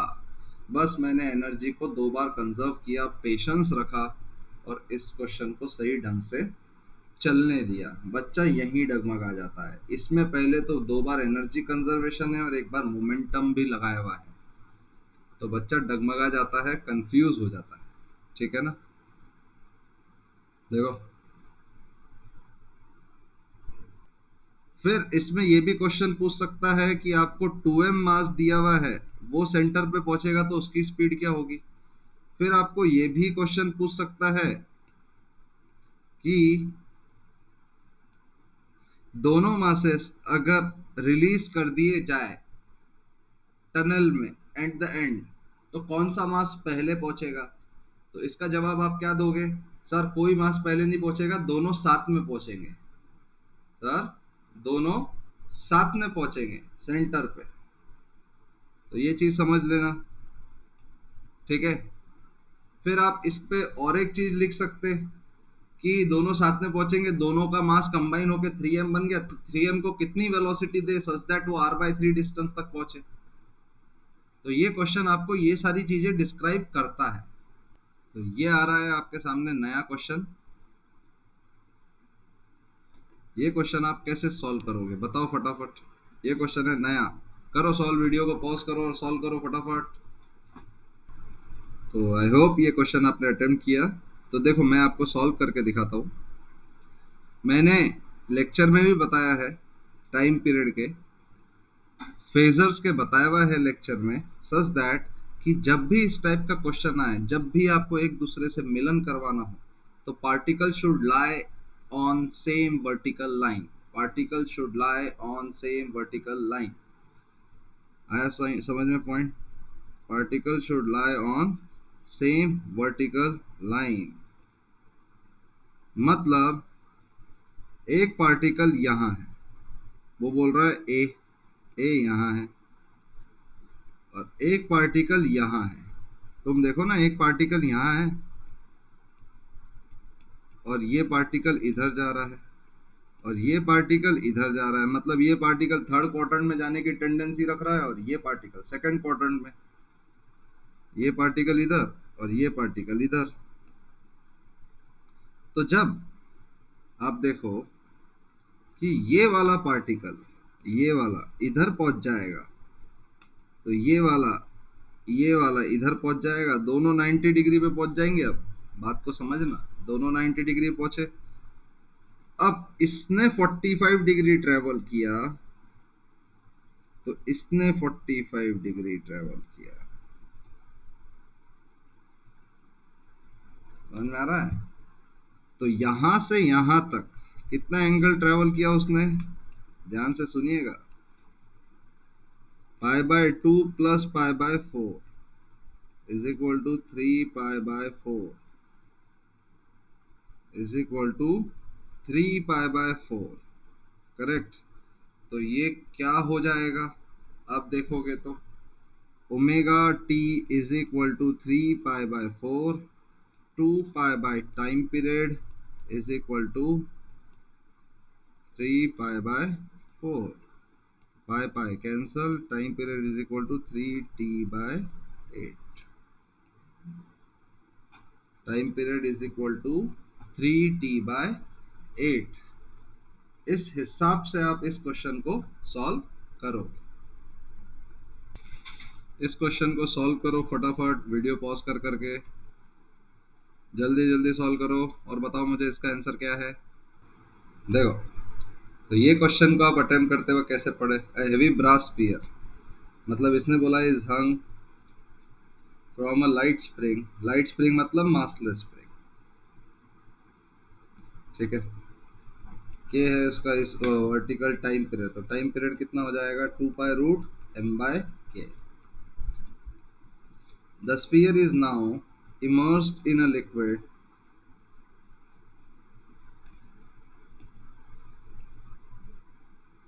immersed in a liquid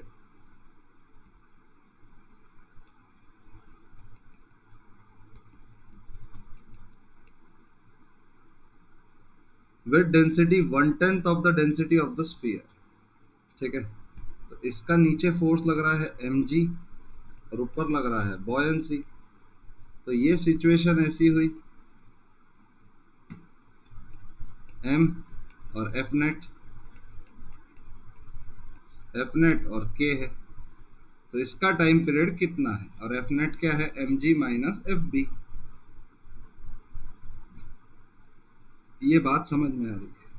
फिर एफ बी क्या है, वॉल्यूम वही है, डेंसिटी 1/10 है।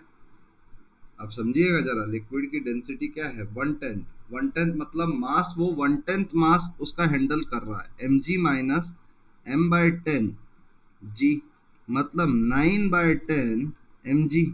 एफ नेट ऊपर नीचे लग रहा है। आप एक चीज बताइए, थोड़ा सा मेरे को आप एक पॉइंट बताना कि अब नीचे जो फोर्स लग रहा है वो 9/10 mg लग रहा है।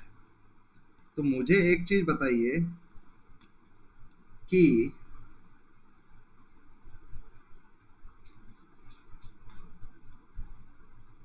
ये है, ठीक है,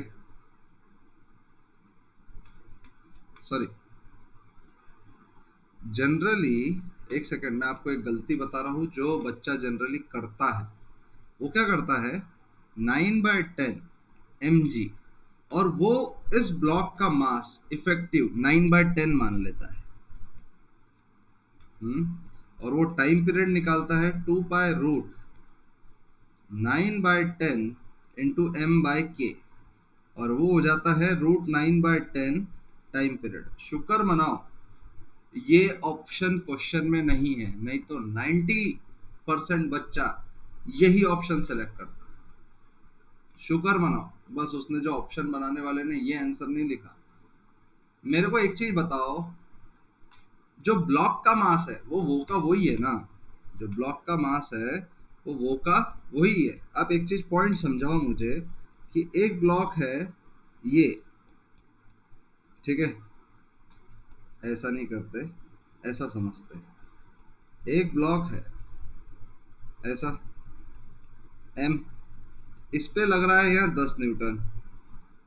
एक ब्लॉक है ऐसा, इस पे लग रहा है यहाँ 20 न्यूटन। एक ब्लॉक है यहाँ, इस पे लग रहा है यहाँ 30 न्यूटन। तो बताओ टाइम पीरियड किसका ज्यादा है। मेरे हिसाब से तो टाइम पीरियड तीनों का सेम है, क्योंकि एफ नेट से अलग अलग एम्पलीट्यूड आता है, पर टाइम पीरियड तो √m/k पे ही डिपेंड करता है। तो k और m कांस्टेंट, तो टाइम पीरियड भी कांस्टेंट। दोनों के, तीनों के टाइम पीरियड सेम रहेंगे। आप ये भी बोल सकते हो, speed of 1 at mean position less than speed of 2 at mean position less than speed of 3 at mean position। ये भी बोल सकते हैं, क्योंकि एम्पलीट्यूड पे स्पीड डिपेंड करता है, टाइम पीरियड सेम है तो ओमेगा सेम है, फ्रीक्वेंसी सेम है। ऐसे भी रिलेशन के क्वेश्चन आ सकते तुम। तो आप एक चीज समझो, एफनेट बदलने से मास थोड़ी बदला ऑब्जेक्ट का, मास सेम है, तो टाइम पीरियड तो अब भी इसका 2π√m/k ही होगा। टाइम पीरियड तो अब भी इसका 2π√m/k ही होगा। तो ये सिचुएशन को आपको समझो, किस तरह से वो एनालिसिस किया गया है। जनरली बच्चा ये क्वेश्चन गलत करता है, इसलिए मैं अभी ही समझा दे रहा हूँ। तो मेरा बस ये क्वेश्चन में इतना ही बोलना है कि मास इफेक्टिव नाम की ऐसी कौन सी चीज है जो तुमने कभी देखी। मास तो बॉडी का वही है ना, उस पर नेट फोर्स बदला है, पर नेट फोर्स बदलने से टाइम पीरियड नहीं बदलता, नेट फोर्स बदलने से टाइम पीरियड वो ही रहता है। चलो फिर नेक्स्ट क्वेश्चन देखते हैं। नेक्स्ट क्वेश्चन करो जरा, ये वीडियो को पॉज करो और सॉल्व करो फटाफट। क्वेश्चन ये है कि a simple pendulum is oscillating in a lift if the lift is going down with constant velocity। constant velocity जा रही है, मतलब एफ नेट का कोई मतलब नहीं है। टाइम पीरियड यही रहेगा 2π√L/g, ठीक है। पर जैसे ही time period of simple pendulum T1 है, ये T1 है। अब going down with some retardation, मतलब आप समझो कि ये रिटार्डेशन है, मतलब a net, a acceleration, a net ऊपर है, ए नेट ऊपर है तो हम ए को ऊपर मान लेते समथिंग, और जी तो नीचे लग ही रहा है ये पेंडुलम। तो इसके रिस्पेक्ट में ए इफेक्टिव कितना है, ए प्लस जी। रिटार्डेशन है मतलब ए नेट ऊपर है ना, तभी तो स्पीड कम कम कम कम होते रहेगी। तो ए के रिस्पेक्ट में नीचे वाले का ए जी इफेक्टिव क्या है, ए प्लस जी। तो T2 क्या हो गया, 2 पाई root l by a plus g. तो T2 less than T1। The most obvious answer is always a wrong answer. आया समझ में? A system of two identical rods, मतलब आप पॉइंट समझिए कि ये कंपाउंड पेंडुलम जैसा कुछ दिख रहा है क्या, mass m and length l, small the time period of oscillation. तो 2 पाई रूट इसका टाइम पीरियड कितना होता है, 2 पाई root I upon M G D, and d is the distance from centre of mass, from centre of mass. अगर आप ये system observe करोगे तो इसका जो सेंटर ऑफ मास होता है ना, इसका जो सेंटर ऑफ मास होता है ना, तो आप देखोगे तो इसका हो जाएगा L/2, और ये होगा 0, L/2, mL/2 प्लस 0/2m, तो ये हो जाएगा L/4। तो यहाँ पे ये जो सेंटर ऑफ मास आता है ये आता है L/4, L/4। तो ये डिस्टेंस कितना है, √2L/4।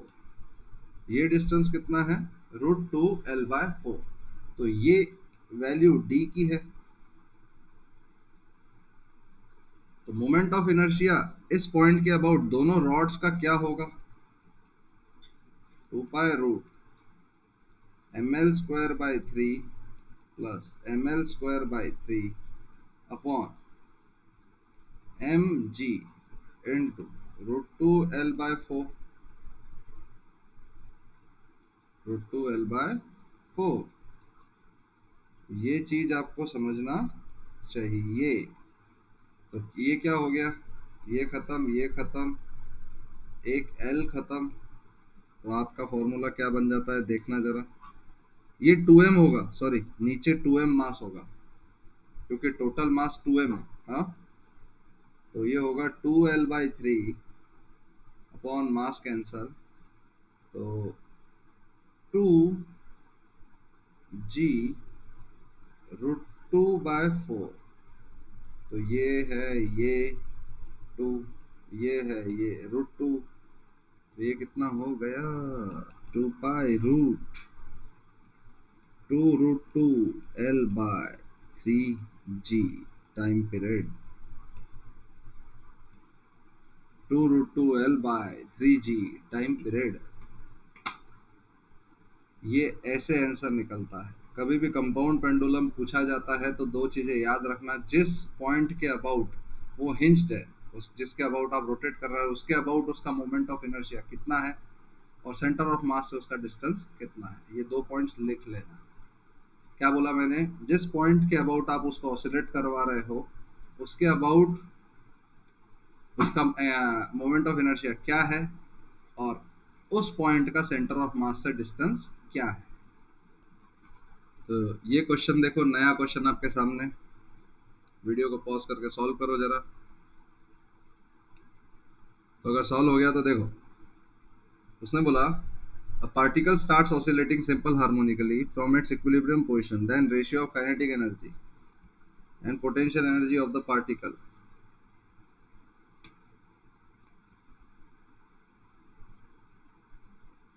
जिंदगी ने जिंदगी भर ये हो गया। अब देखिए सबसे पहला सवाल, कि आपको मालूम है omega T is equal to theta. यहाँ से स्टार्ट हो रहा है पार्टिकल, पार्टिकल अगर यहाँ से स्टार्ट हो रहा है तो उसका इक्वेशन क्या है, y is equal to A sine omega t, चाहे आप कुछ भी हो जाए। अब omega T is equal to theta, omega क्या है 2 pi by time period into t by 12 is equal to theta, खत्म। Theta is equal to pi by 6, तो ये यहाँ पे पाई बाय 6 पे है,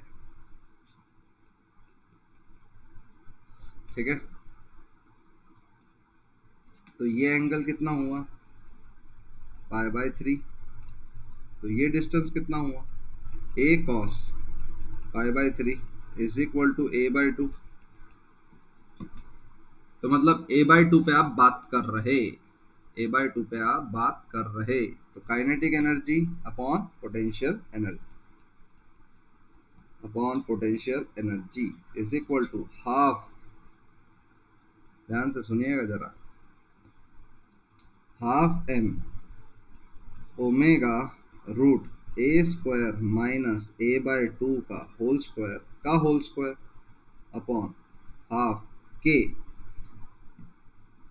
एम, सॉरी, ओमेगा क्या होता है रूट के बाय एम, और के क्या होगा एम ओमेगा स्क्वायर, के क्या होगा एम ओमेगा स्क्वायर। के एक्स स्क्वायर होता है पोटेंशियल एनर्जी, जब भी आप स्प्रिंग की बात करते हो तो के को आप लिखोगे m omega square into a by 2 का होल स्क्वायर। तो देखो half half cancel, M M cancel, omega omega cancel, तो ये हो जाता है 3/4 a square upon a square by 4, ये और ये कैंसल, तो ये हो जाता है 3:1। तो आप इसको फेजर से इन्वॉल्व करोगे तो चीज़ें अपने आप आपको आसान दिखने लगेगी। ये तो मैंने बहुत सारा सॉल्व किया, मुझे इतना समझ में आ गया कि ए बाय 2 तक काइनेटिक एनर्जी थोड़ी सी ज़्यादा होती है, तो 3:1 तो होगा ही होगा, या 4:1। तो ए और D option, A B C option में से सिलेक्ट करना थोड़ा सा मुश्किल है। तो आप देखिए ज़रा कि इसको मैंने फेजर से कैसे अटेम्प्ट किया, एंगल कैसे देखा। तो एंगल देखना भी आपके लिए बहुत इंपॉर्टेंट है, अगर आपको एंगल समझ में आ गया तो आपके लिए क्वेश्चन बहुत ही सिंपल है, ठीक है। चलो फिर बताओ क्या करेंगे, ये क्वेश्चन अटेम्प्ट करो फटाफट। तो ये क्वेश्चन कैसे करोगे, a spring mass system performs SHM if the mass is doubled keeping amplitude same then total energy will become। मुझे एक चीज पता है कि जब भी SHM होता है, जब भी SHM होता है तो टोटल एनर्जी कांस्टेंट रहती है, और पोटेंशियल एनर्जी अपन जनरली हाफ के एक्स स्क्वायर लेते हैं। पोटेंशियल एनर्जी हम जनरली हाफ के एक्स स्क्वायर लेते हैं। तो एक्सट्रीम पोजीशन पे पोटेंशियल एनर्जी होती है हाफ के ए स्क्वायर, तो ये टोटल एनर्जी के इक्वल हो सकती, क्योंकि एक्सट्रीम पोजीशन की बात कर रहा हूं मैं। एक्सट्रीम पोजीशन पे तो काइनेटिक एनर्जी जीरो ही होती है ना, एक्सट्रीम पोजीशन पे तो काइनेटिक एनर्जी जीरो ही होती है ना। तो आप सिंपल यहाँ पे एक भी चीज बोल सकते हैं ना, के बदल रहा ना एम्पलीट्यूड बदल रहा है, तो total energy of SHM will become unchanged. तो नेक्स्ट क्वेश्चन देखो, नेक्स्ट क्वेश्चन ये है, सॉल्व करो जल्दी, पॉज करके वीडियो फटाफट। ये क्वेश्चन आप सबने पॉज करके सॉल्व किया, तो इससे आपको ये जरूर फील आया होगा कि mass of end of the spring, कि ये मास है एम, एम्पलीट्यूड ए पे अगर पहुंचा है तो हाफ एम वी स्क्वायर, जब नेचुरल लेंथ पे होगा तो उसके पास काइनेटिक एनर्जी होगी half M V square equal to half K square finally. But अगर अपन ने उसको एक्सटेंड किया 2a पे, ये हो गया 2a, करेक्ट। अगर अपन ने उसको एक्सटेंड किया 2a पे तो half M V dash square is equal to half K 2a square. तो ये अपन बोल सकते हैं 4 इंटू हाफ के स्क्वायर, तो ये हो जाता है 4 × ये हो जाता है हाफ के हाफ एम वी स्क्वायर, और ये हो जाएगा half M V dash square. तो हाफ एम कैंसल, तो वी डैश कितना आ जाएगा 2v। तो ये इस तरह से सॉल्व होगा। ये तो कैलकुलेशन बेस्ड सवाल है, ठीक है ना।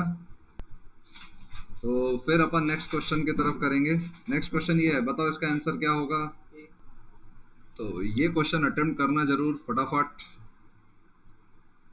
सबसे पॉइंट इसमें ये डिस्कशन वाला है कि ये ग्राफ ही नहीं समझता बच्चों।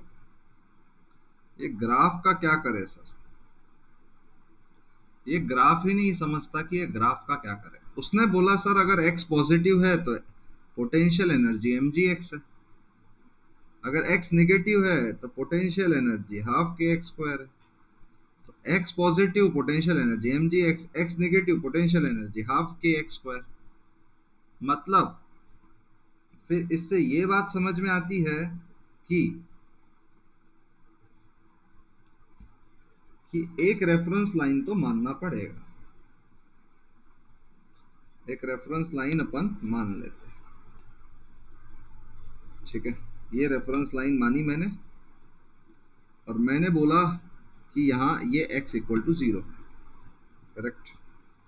फिर मैंने क्या किया, स्प्रिंग लिया, ये रेफरेंस लाइन पे इसको अटैच किया, ठीक है। इसके नीचे x है नेगेटिव, इसके ऊपर है x पॉजिटिव, करेक्ट। तो यहां से अगर ब्लॉक रिलीज किया, रिलीज्ड, यहां से अगर ब्लॉक को मैंने तेरे को रिलीज किया, ठीक है, ये m मास का, तो ये x हाइट पे है मान ले। तो ये जो एनर्जी यहाँ पे उसकी होगी mgx, क्या हम इसको भी टोटल एनर्जी बोल सकते हैं? यस, क्योंकि किसी भी पोजीशन पे आप इसको टोटल एनर्जी बोल सकते हैं, क्योंकि यहाँ पे कोई भी नॉन कंजर्वेटिव फोर्सेस नहीं लग रहे, कंजर्वेटिव फोर्स लग रहे। तो किसी भी इंस्टेंट पे आप कोई भी काइनेटिक और पोटेंशियल भी ऐड कर दो तो वो भी टोटल एनर्जी, और हर जगह की आप एनर्जी भी इक्वेट कर सकते हैं, ठीक है। अब ये ब्लॉक यहाँ पे आएगा, ब्लॉक रिलीज होगा। अब ब्लॉक यहाँ पे जब टकराएगा तो इसके पास यहाँ पे वेलोसिटी v रहेगी। तो ये वेलोसिटी v कितनी रहेगी देखोगे तो mgx is equal to half M V square. तो v कितनी है, mm cancel, 2gx upon, sorry 2gx ही है, v कितना है 2gx, और x को अपन कैसे लेंगे 2g e बाय mg, तो जी जी कैंसल, तो ये कितना हो गया 2e बाय एम, v है, g कितना, v कितना हो गया 2e बाय एम, करेक्ट। अब बात को समझना, यहां से ये जो v है ये स्प्रिंग को अंदर दबाएगा,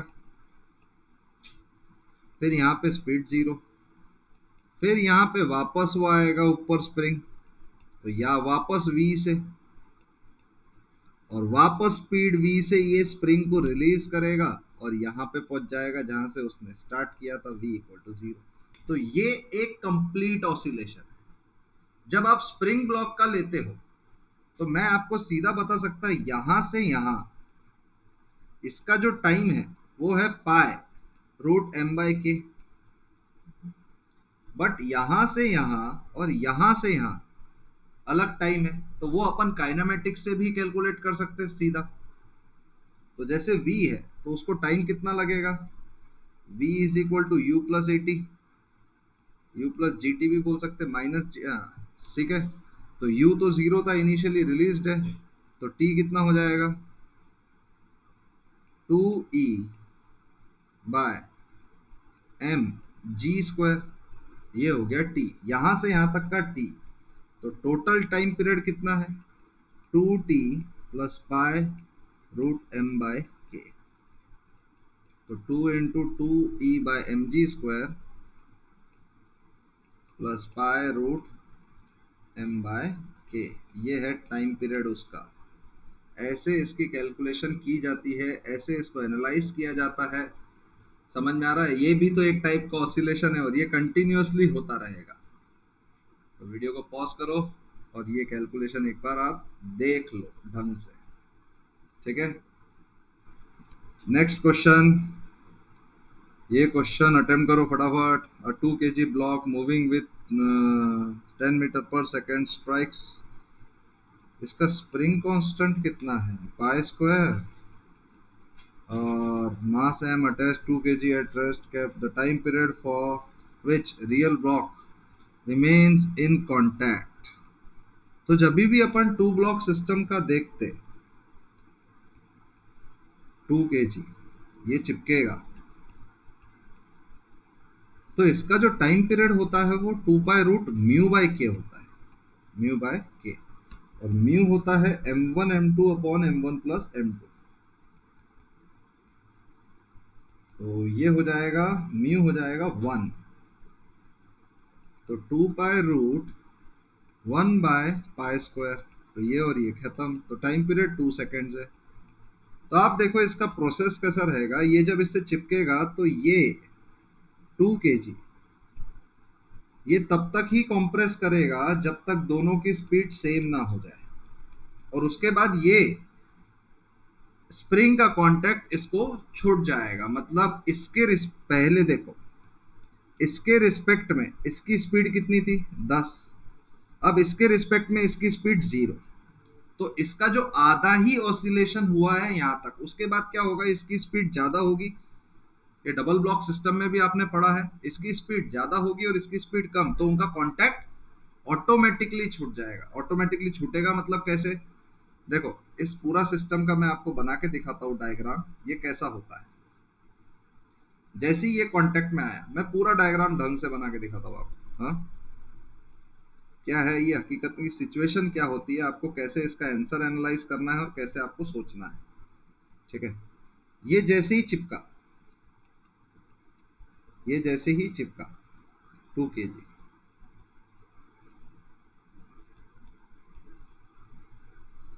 वैसे ही इसकी 10 थी, 10, ठीक है।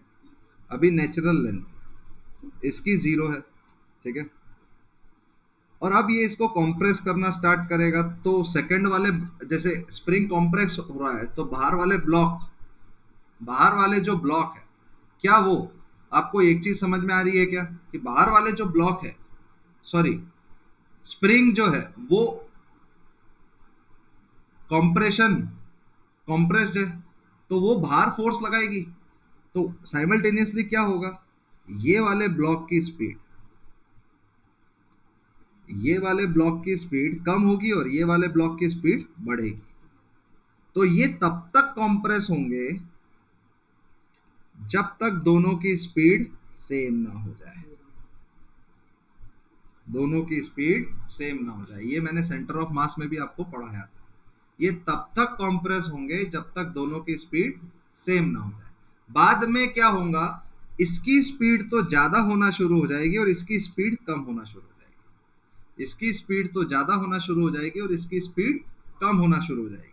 तो क्या होगा फिर? वापस ये आगे जाएगा। सुनना मेरी बात, इसकी स्पीड कम होके भी कितनी होगी? 0। देखना ध्यान से, ये नेचुरल लेंथ पे आएगा, ये m 2 kg, और ये आगे निकल जाएगा।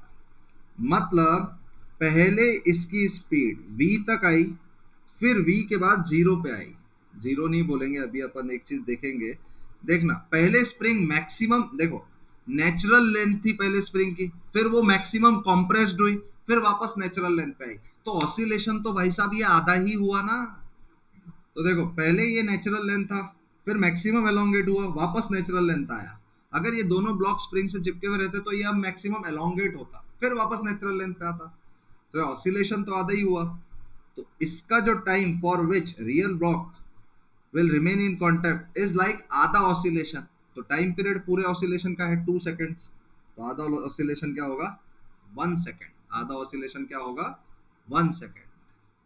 ये क्वेश्चन में जैसे ही आपके सामने अभी नेक्स्ट क्वेश्चन आया, जैसे in above question the velocity of rear 2 kg, rear मतलब पीछे वाला, 2 kg block after it separates from the spring, after it separates from the spring. मतलब आप एक चीज देखो, अगर इलास्टिक कोलिजन होता है, मैं आपको सीधा ही बता दे रहा, तो अगर 2 kg ब्लॉक है और इसकी 10 है, तो आफ्टर कोलिजन ये 0 होगा और ये 10 हो जाएगा। तो यहाँ पे कोई भी एक्सटर्नल फोर्स लग नहीं रहा, तो आप ये बोल सकते हैं, और ये मासलेस स्प्रिंग है, तो ये पूरे को अगर एक सिस्टम माना जाए, तो ये 10 kg का है, 2 kg का है, और ये भी 2 kg का है, तो ये इसको दबाएगा और ये तो रुक जाएगा, वो आगे 10 से निकल जाएगा। तो समझ में आया, इसकी जो रियर ब्लॉक वाली रहेगी वो 0 रहेगी। ये इसका कंसेप्ट है, आप इसको कोलिजन की तरह भी इसको सोच सकते हैं। तो ये क्वेश्चन देखते सही, ये क्वेश्चन आपको अटेम्प्ट करना चाहिए, करो। लोकस का क्वेश्चन है बेसिकली, वीडियो पॉज करके सॉल्व किया, तो देखो ये क्वेश्चन को आप अटेम्प्ट कैसे करोगे। आपको बेसिकली लोकस निकालना है, मुझे ये क्वेश्चन पता है, आपको ये बेसिकली लोकस निकालना है। उसने बोला two mutually perpendicular simple harmonic motion such as X और वाई कोऑर्डिनेट का, तो मैं बोल सकता हूँ sine omega T divide by sine omega T को क्या मैं x/2 बोल सकता हूँ, और मैं बोल सकता हूँ sine omega T by root two plus cos omega T by root two is equal to y/2। तो ये कितना है, sine omega T plus cos omega T is equal to y/√2। तो ये क्या हो जाएगा, ध्यान से देखेंगे तो कॉस स्क्वायर, कॉस स्क्वायर को क्या मैं ऐसा लिख सकता हूँ, 1 minus sine square omega T is equal to y/√2। Sine omega T को मैंने रख दिया x/2 का होल स्क्वायर। देखो मैं उधर ले जाके एक स्टेप मैंने डायरेक्टली कर दिया। अब देखना यहाँ पे अपन क्या लिख सकते हैं, 1 माइनस x/2 का whole square is equal to y/√2 का whole square plus x² by 4 minus xy/√2। तो ये सिंपल इक्वेशन क्या बना, ध्यान से देखिएगा जरा, y² by 2 plus x² by 2 minus xy/√2 minus 1 equal to 0। तो ये क्या हो जाएगा, x² plus y² minus √2xy minus 2 equal to 0। अब सबसे पहले तो आप इसका डेल्टा निकालोगे, पर डेल्टा आपको निकालने की जरूरत नहीं है, क्योंकि यहाँ पे पेयर ऑफ स्ट्रेट लाइन का कोई भी इक्वेशन दिया हुआ नहीं है। तो आप इसको जनरल इक्वेशन से कंपेयर करोगे तो